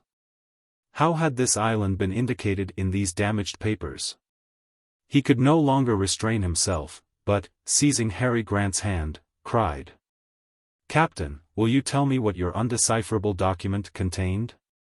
At this request curiosity was general, for the long-sought clue to the mystery would now be given. "Well, Captain," said Paganel, "do you remember the exact words of the document?" "Perfectly," replied Harry Grant, "and scarcely a day has passed but memory has recalled those words upon which our only hope hung." "And what are they, Captain?" inquired Glenarvan. "Tell us, for our curiosity is great." "I am ready to satisfy you," continued Harry Grant. "But you know that, to increase the chances of success, I enclosed in the bottle 3 documents, written in 3 languages. Which one do you wish to hear?" "They are not identical, then?" cried Paganel. "Yes, almost to a word." "Well, give us the French document," said Glenarvan. "This one was spared the most by the waves, and has served as the principal basis for our search." "This is it, my lord, word for word," answered Harry Grant. On the June 27, 1862, the brig Britannia, of Glasgow, was lost 1,500 leagues from Patagonia, in the southern hemisphere. Carried by the waves, 2 sailors and Captain Grant reached Tabor Island. "Ha!" interrupted Paganel. "Here," resumed Harry Grant, continually a prey to a cruel destitution, "they cast this document into the sea at longitude 153 degrees and latitude 37 degrees 1 minute. come to their aid, or they are lost. At the word Tabor, Paganel had suddenly risen, and then, controlling himself no longer, he cried. How Tabor Island? It is Maria Theresa. Certainly, Mr. Paganel, replied Harry Grant. Maria Theresa on the English and German, but Tabor on the French maps. At this moment a vigorous blow descended upon Paganel's shoulder. Truth compels us to say that it was from the Major, who now failed in his strict habits of propriety. A fine geographer you are, said MacNab, in a tone of badinage. But no matter, since we have succeeded. No matter, cried Paganel, I ought never to have forgotten that twofold appellation. It is an unpardonable mistake, unworthy of the secretary of a geographical society. I am disgraced. When the meal was finished, Harry Grant put everything in order in his house. He took nothing away, for he was willing that the guilty convict should inherit his possessions. They returned to the vessel. And, as he expected to sail the same day, Glenarvan gave orders for the quartermaster's landing. Ayrton was brought on deck, and found himself in the presence of Harry Grant. It is I, Ayrton, said he. Yes, Captain, replied Ayrton, without betraying any astonishment at Harry Grant's appearance. Well, I am not sorry to see you again in good health. It seems, Ayrton, that I made a mistake in landing you on an inhabited coast. It seems so, Captain. You will take my place on this desert island. May heaven lead you to repentance. May it be so, rejoined Ayrton, in a calm tone. Then Glenarvan, addressing the quartermaster, said, Do you still adhere, Ayrton, to this determination to be abandoned? Yes, my lord. Does Tabor Island suit you? Perfectly. Now listen to my last words. You will be far removed from every land, and deprived of all communication with your fellow men. Miracles are rare, and you will not probably remove from this island, where we leave you. You will be alone, under the eye of God, who reads the uttermost depths of all hearts. But you will not be lost, as was Captain Grant. However unworthy you may be of the remembrance of men, still they will remember you. I know where you are, and will never forget you. Thank you, my lord, replied Ayrton, simply. Such were the last words exchanged between Glenarvan and the quartermaster. The boat was ready, and Ayrton embarked. Captain Mangles had previously sent to the island several cases of preserved food, some clothes, tools, weapons, and a supply of powder and shot. The abandoned man could therefore employ his time to advantage. Nothing was wanting, not even books, foremost among which was a Bible. The hour for separation had come. The crew and passengers stood on deck. More than one felt the heart strangely moved. Lady Helena and Mary Grant could not repress their emotion. Must it then be so? Inquired the young wife of her husband. Must this unfortunate be abandoned? He must, Helena, answered Glenarvan. It is his punishment. At this moment the boat, commanded by Captain Mangles, started. Ayrton raised his hat and gave a grave salute. Glenarvan and the crew returned this last farewell, as if to a man about to die, as he departed, in a profound silence. On reaching the shore, Ayrton leaped upon the sand, and the boat returned. It was then 4 o'clock in the afternoon, and from the upper deck the passengers could see the quartermaster, with folded arms, standing motionless as a statue, on a rock, and gazing at the vessel. Shall we start, my lord? Asked Captain Mangles. Yes, John, replied Glenarvan, quickly, with more emotion than he wished to manifest. All right, cried the captain to the engineer.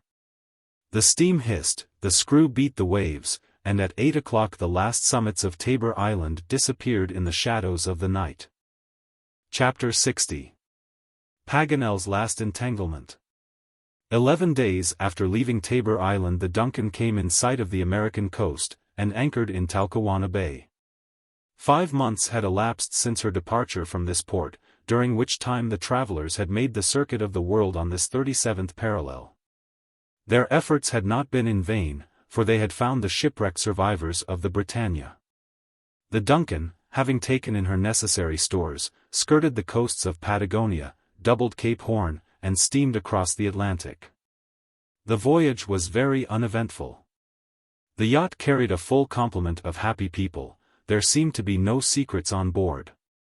A mystery, however, still perplexed MacNab. Why did Paganel always keep hermetically encased in his clothes, and wear a comforter over his ears?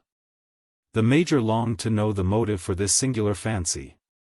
But in spite of his questions, hints, and suspicions, Paganel did not unbutton his coat. At last, 53 days after leaving Talcahuano, Captain Mangles descried the lighthouse of Cape Clear. The vessel entered St. George's Channel, crossed the Irish Sea, and passed into the Frith of Clyde.